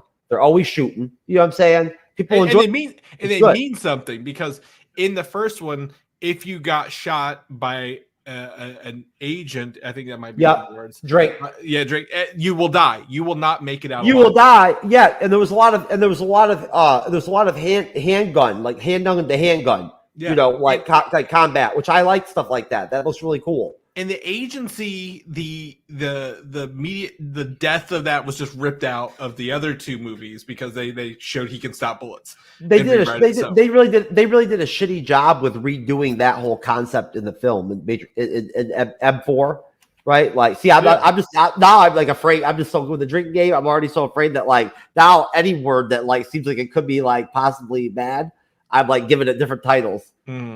Yeah. This film is by no means, like I said, overall a bad film, but it's not the best film overall. I'm just realizing that part wasn't there because of some of the things you said. That it really, I didn't notice until you mentioned it. No one does die, and there really isn't as much gunfighting, right? And there really aren't as many action scenes. There's a lot more action scenes. The action scenes feel safe. They feel like they're just like, hey. We've got some kung fu we can show off, and they're blocking, and they're hitting harder because they're going through walls and columns. But the gun fu from the first one is gone. And when no one dies, you're not sure who wins or who loses or what the fuck is really going on. Well, it doesn't matter because again, nobody really was off. Like Christopher Gross, Agent S, it walked away. Who knows where he is at the end of the day. Neil Patrick Harris's analyst, he's not really dead either. He's just got to live with, the main two characters rewriting the world, how they see fit, which I'd love to see, whether that be like an anime spinoff or an animated thing on Netflix. Like, there's a lot more stories in this world I would love to see that we just don't get. How much do you think Keanu Reeves and Carrie-Anne Moss got paid? Best guess for the film. Oh, man, I could not tell you without pulling up even how much the budget was. The budget was 190. 190. It did box office wise. It did 159.2. Right, yeah, but that's also unfair because that was a same day Max release. So I would be interested to know how many subscribers they gained off that as well. Well, it also came out. It also came out in 2021. So that's right after COVID. Right. Well, it was the same month as Spider-Man, so I disagree. Spider-Man: No Way Home made like $2 billion. No, but still, audience numbers were still down at that point. Oh, absolutely. Right? And I think people were using their back subscription. Not as many people were going to the theater. I know that for a fact because of all the MCU movies I go to. You know what I'm saying? I'm not Zack Snyder. I'm not delusional. I understand the difference between Netflix numbers and theater goers. But but people were like obviously paying for Max to watch these movies for free. I watched it for free at home. I know I did not go to the theater. But I would say if anything, I would say Reeves was probably 15 and Moss was 10 million. You think so? Okay. I'm making up numbers. That's probably fair. That's probably fair. Yeah, I think that's fair. Keanu Reeves is in the middle of John Wick at this point. I think he makes a little bit more than that. Maybe I'm guessing. I think maybe he gets 18 or something or 20. Yeah, Bill and Ted had just come back out. Like he was in demand. It wasn't like a. But you can't make the film without him. Well, I think you could have made a Matrix movie, and that's a drink, without them. Oh, and rebooted the whole thing completely and all that. Yeah. Which is, I think, has been announced for this franchise. I think that is the next step. Is a brand new story with brand new. Why even make this film? I think it was a threat from Warner Brothers, and the Lana Wachowski stepped up and said, "Fine, you're going to threaten me." And they were just trying to. I'm going to end it the way I want to do it. And then, so the Warner Brothers just wanted to make money off the brand, basically. And they figured, if we make another M film, right, it will make money. Do you know what I mean? Do you remember how many video games and tie-ins and stuff you saw for The Matrix and That's a Drink back in the 2000s? Like, how much was there? Of course. Like money. It was cash. And Warner Brothers is big on franchises. They need their franchises to survive, and they rely on DC. They rely on Harry Potter quite heavily, right? To do this stuff. So obviously tapping into this, they're like, we need to bring back the M movies because they made us so much money back in the they need James Gunn to like handle his business and turn around the whole DC thing to where they actually are making money off of that because they've lost a lot of money. Yeah, what I would love to see, and I'm going to if my next hopes for this franchise, right, kind of taking the resurrections, what do we know how to end, is to say, what do we know about technology now? Because the first movie, why can't they do it in a television series? If they have to do it again, why can't it be in a TV series? Don't you think it would? You could either one. I don't care which medium they choose. I agree with you. It could be either one. But I think you'd be overdoing it if you tried to make more films. I do. Yeah, and that might, but I think the first one had a very unique thumb point on that time. 1999 was when it came out. The zeitgeist. Yeah. Well, but like payphones were how you got back into your ship, right? Does anybody who would be spending money and watching these movies know what a payphone is anymore? No, especially not younger kids. That's why, like, one of the things we talked about when we reviewed the first M film. One of the things I asked, because I moderate all these films, I picked them, right? That's how me and Cyber do them. He moderates the ones he picks. I moderate the ones I pick. I pick these. I pick the Lord of the Rings trilogy. I pick the Snyder trilogy, or the Nolan trilogy, Batman films after Lord of the Rings and all that, right? So I'll moderate those. So I'm moderating because this is my pick. In the first one, I asked the whole panel, I was like, what do you think the reception would be these days of like your 18 to 20, 5-year-old block, right, to this film? Would it work for them? If you could get them to sit down for 15, 20 minutes and get into it, right? How would it play? You know what I mean? Yeah. And honestly, I want to believe that it would work if you could get them to sit down, right? Yeah. And I have a 20-year-old kid, so I have some experience. Yeah. That like it's that solid of a film still, even though it didn't come out in the 90s. It did. Right. It holds up. But no, what do you think? Last question for you before we do our ratings and our final thoughts, and we'll get out of here and plug out. Should they have made Matrix 4? Drake. Well, I mean, it wasn't necessary. Like in terms of, its impact overall, just whatever your thoughts are, but overall on the impact on the original trilogy, right? Like what do you think? So I'm very unique in this situation. I can remove any bad like anything in this quadrilogy. I can remove it. It does not affect me how much I enjoy the originals, if that makes sense. Like to me, I like Indiana Jones and the Raiders of the Lost Ark. I like the Last Crusade. Was there any story left to be told? Really, in all honesty. But using those as an example, very similar to this, did we need new Indiana Jones movies and how bad they are? That doesn't take away from how much I enjoy the original. I haven't watched them. Right, the new ones. I don't watch them. But if you watch it, you're still gonna love the first ones because they just resonate with you, right? Oh, so of course, yeah. I don't think this takes away from the originals. However, I do think it suffers from what I think is one of my. It does make a swing at things, but it still suffers from just rehashing old things that we love. Let me reshape my question. Was it necessary from a perspective of the fact that was there really any story to be told left anyway? Didn't they kind of end it?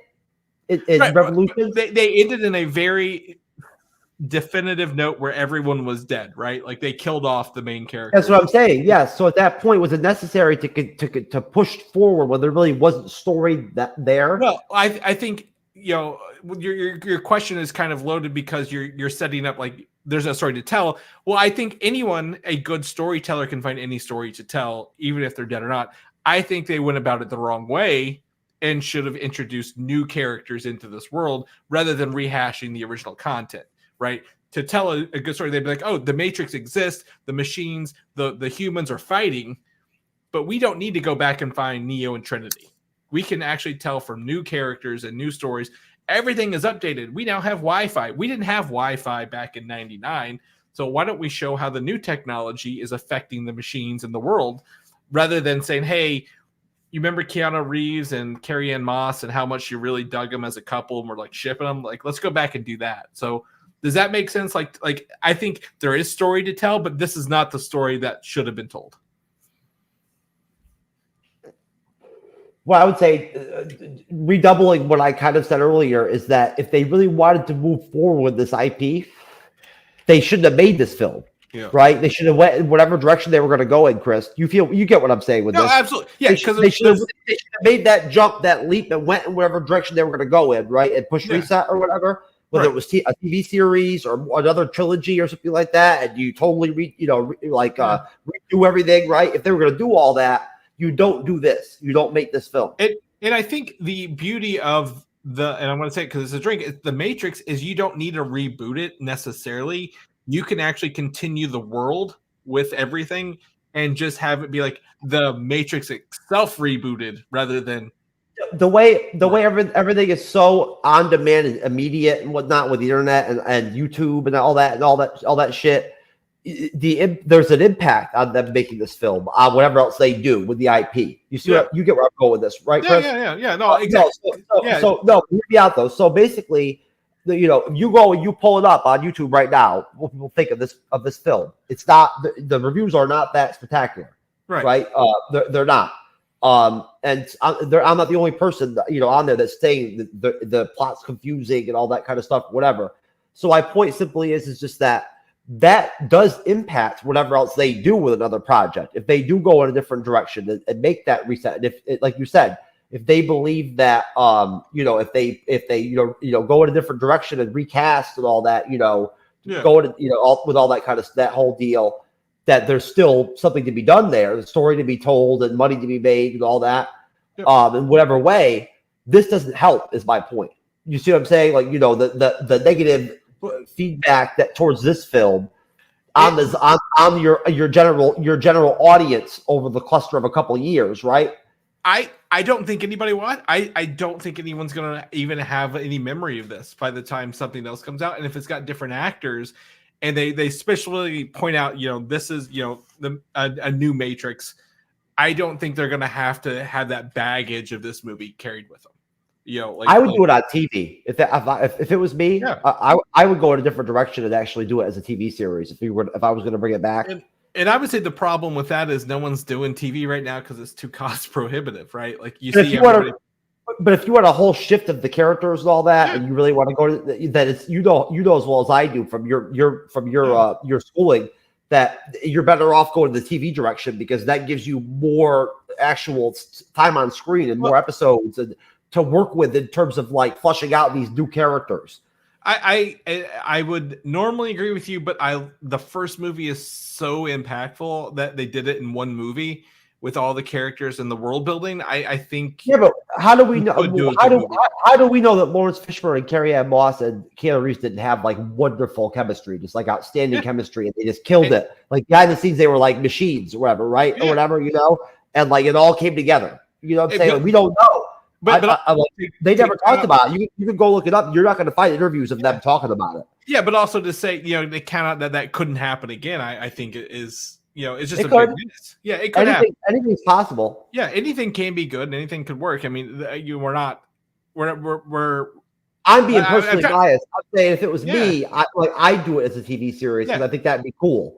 That's all absolutely. I mean. I'm not saying I know that like in the industry that would be like a smart decision at all, right? Yeah, no, absolutely. Yeah, I think it can go either. Like literally, I think it can go either way. With the right people behind it, with the right vision and the right story, you could pull either off because the first one did it so well. And like I said, I have memories of like going to sleep with my DVD player on watching that first movie. You couldn't make a TV series with a similar comparative budget of $190 million. That's a lot of money. Oh yeah. Like it would really need to be a lot less than that. Yeah. Right. Like we're talking like, something real low, like, like 8 episodes at $30 million or $25 million or something like that would be like, fair. It doesn't need to be everything doesn't like Godzilla -1 has taught us all a lesson, hasn't it? Everything doesn't need to be $200 million. Right. Yeah. As long as it follows the right production schedule. The difference in that is they filmed that with that in mind. The American film industry is wasteful, very wasteful. Well, they're learning lessons. Godzilla -1, I think, is really going to leave it an imprint. And something we talk about on Superhero Slate is, the film industry as a whole ebbs and flows, right? You'll have a high budget tent poles, and then like, oh, here's the low budget ones that are doing really well. Like, what's the company that did Five Nights at Freddy's? That production house, Blumhouse. Blumhouse was huge in their low budget ones. So it ebbs and flows. So we'll see. But I do think there is more Matrix stories to be told, but I don't think we need to revisit these characters at the end of the day, right? I think we can go in a new direction. Okay. How about a rating and final thoughts? I'll let you start, and then I'll end. Do you have a rating scale you guys use here on the show? Oh, let's change it up. We usually do 1 to 10, but since we're doing something different and we've had a fun show, let's just be you. Let's do 1 to 5. I like that. 1 to 5. Okay. This is tough. I would say to me this is a 2.5. 1 to 10. Okay, yeah. All right, go ahead. 2.5 out of 5, and I say this because it suffers from what there are good points and there are bad points. My negatives that why it is not high is it relies too much on nostalgia, and it even flashes nostalgia on the screen. The characters aren't fleshed out. There are no stakes. However, there are great action scenes. I think the main actors, Carrie-Anne Moss, Keanu Reeves, really carry it home. Like they're great actors and they're really good in this. So there are highlights and there are lowlights, evening out in just a nice middle of the road movie, which is forgettable, meaning I probably will never rewatch it a third time. Thanks for this. I'm not going to either. I'm never going to. I do not foresee myself ever ever having a reason to watch this again. If someone asked me to come on their show and review this again, another show, I'm not going on. Just send them this video. Just say, play this video instead. No, seriously, I'm not going on. Yeah. I'm not doing it. I'm just making. I'm letting you know right now, folks, and I stick to my guns. Chris, great job, brother. Way to handle your business like a pro, dude, and rock the shot with me, right? I didn't know Cyber was going to dip early tonight, right? Nobody ever knows when somebody's going to have like bad Wi-Fi issues all of a sudden. Obviously, like Andres didn't expect it, and neither did I, right? Since he was going to host, moderate the show. Yeah. But hey, you hung in like a pro, dude. Well, thank you. It's a good time. It's been a great time to be here. Really, it's fun to talk about this stuff. Hey, you know what? Good people, good people attract good people, and so shit worked out good. I appreciate you, brother. Way to handle your business. Honestly, it's not everybody can just step up and be able to handle it when the show eviscerates down from 4 or 5 people down to 2. Right, your first time guessing with somebody, right, and roll with it like you have. So, within the insider talk of like the content creation type shit, the game we play, you handle your business, sir. Yeah, of course. Just like Mr. Diddy Juice. I'm about that life. Ask P. Diddy. I just came from his house, even though I'm feeling funny after drinking P. Diddy juice. Wait. What the fuck? What's happening here? That's for Cyber. Yeah. That's Cyber. It's his favorite video clips. That's for him. So, sir, we're going to plug out of here. I've got you pulled up on YouTube, and I've got your podcast pulled up. Where would you like to start? You want to start with the pod or the YouTube channel? It should be the same. Shouldn't they both Superhero Slate? Yeah, I can only pull up one at a time though. So which one do you want to start? Let's do the podcast. So first and foremost, my friend Mike and I, we run a weekly podcast, Superhero Slate News. We've been doing this for almost 10 years. We tune in every Sunday. Good for you, sir. Thank you. We to do superhero movie news, TV news. We try to be as do the most journalistic integrity we can, but we love to throw our opinions and facts, and we have a really, really good time with this. So we've been rock and rolling for 10 years. We've got a pretty good show scheduled for this coming Sunday, and then obviously with San Diego Comic-Con coming up, we're excited. Let me pull up your YouTube. Hold on. Give me 1 second. Absolutely. I'll pull up your show. We have time. There's nobody else here but me and you, so. Absolutely. Well, one of the cool things about running our own show for so long is that we get to toy with different mediums, and one of the things we've been doing every Sunday when we record a show is running a live as well, Superhero Slate on YouTube. And we don't put our faces on here. So see my faces, especially for you guys. We don't normally show our faces on our show since we're an audio first podcast, but we've created animated versions thanks to my co-host Mike. He is a talented artist. So on our channel, you get to see some animated versions of us every Sunday when we record live, or you can come back and watch it. We've been having a good time just testing the waters with YouTube more recently. Hold on, brother. I'm sorry about that. Something got fucked up. I pulled up your channel, and for some reason, YouTube sent me to like Alyssa Kara's YouTube channel instead of yours. It was like an error. It was weird. I had you pulled up, but here you are right here. Yeah. No worries. Same thing. Well, thank you. Oh, I can hear playing even right now in the background. There, we got a little theme song going. So I heard of it. It's fun, sir. Yeah, so live example of what's going on. But yeah, we've been testing out content on YouTube. It's more of a newer thing for us the past year with that. But obviously, if you follow us on anywhere you listen to podcasts, iTunes, Google Play, Spotify, anything like that, or on YouTube, we do put up our shows on YouTube every week and little clips as well. Congratulations! Congratulations, sir. Yeah, we're trying to grow. So obviously, podcast. That's an achievement, brother.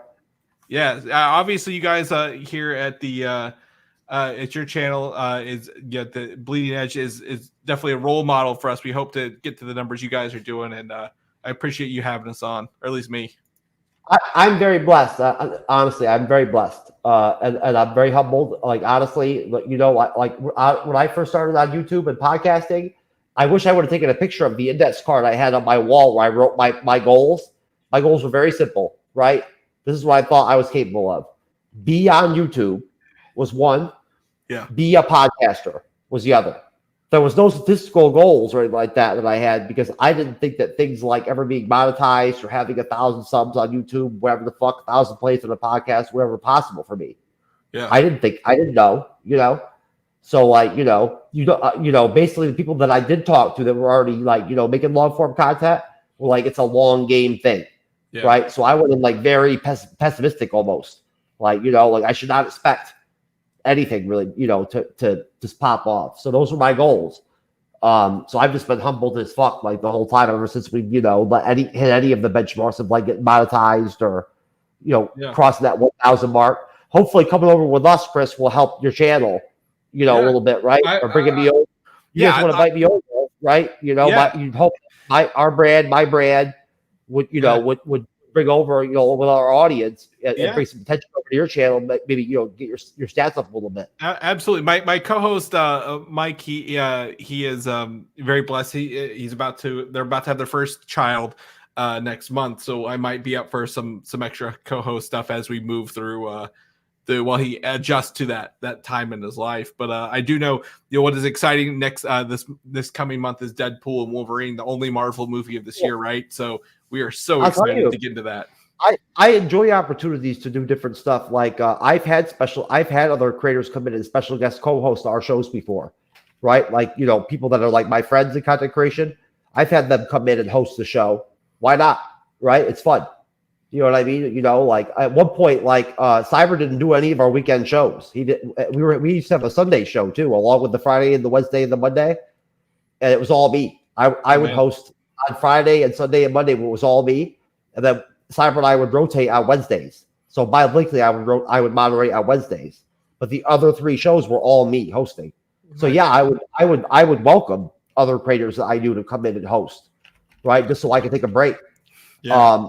Seriously, because it gets old, you know what I'm saying. But no, we'd love to have you back. I'd love to see you actually on a TV episode review.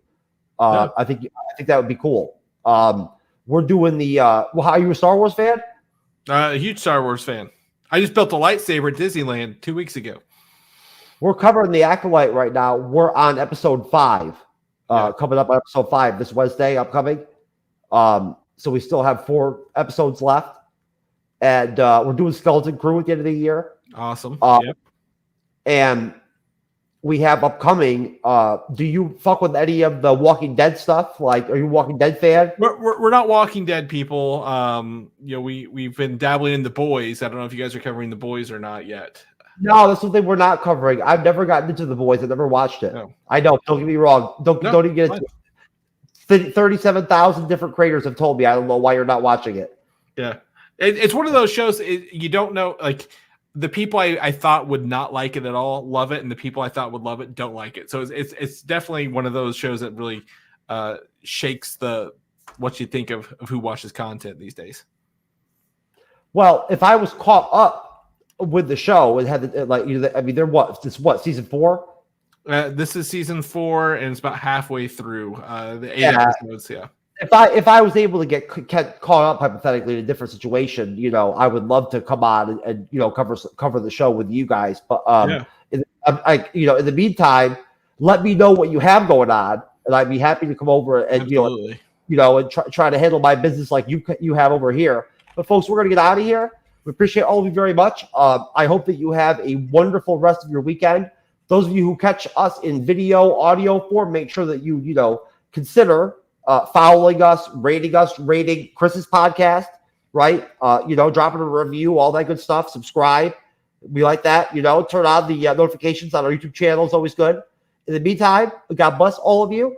God bless Chris. We appreciate it. Thank you, Chris, for coming on. Absolutely. Your business. I have nothing but applause for you, sir, and Superhero Slate. Andres, we love you, brother. And Cyber, I'll talk to you tomorrow, dude. All right, folks. Have a great weekend. I'll see you on Monday night for the House of the Dragon, episode 3, with Andres, the pop culture guy, Dom, Jermaine from Fantasy's Reality, this YouTube channel, and his whole team coming back over to the Bleeding Edge for episode 3 of the House of the Dragon season 2. Shit's gonna be dope. It's gonna be fire. Let's get it. All right. Peace. Hey, yo, Jay, can we get some ratchet one time? Look, I don't wanna talk. How you try and press the kid and read it, you was soft. All you know is capping, homie, you don't know the law.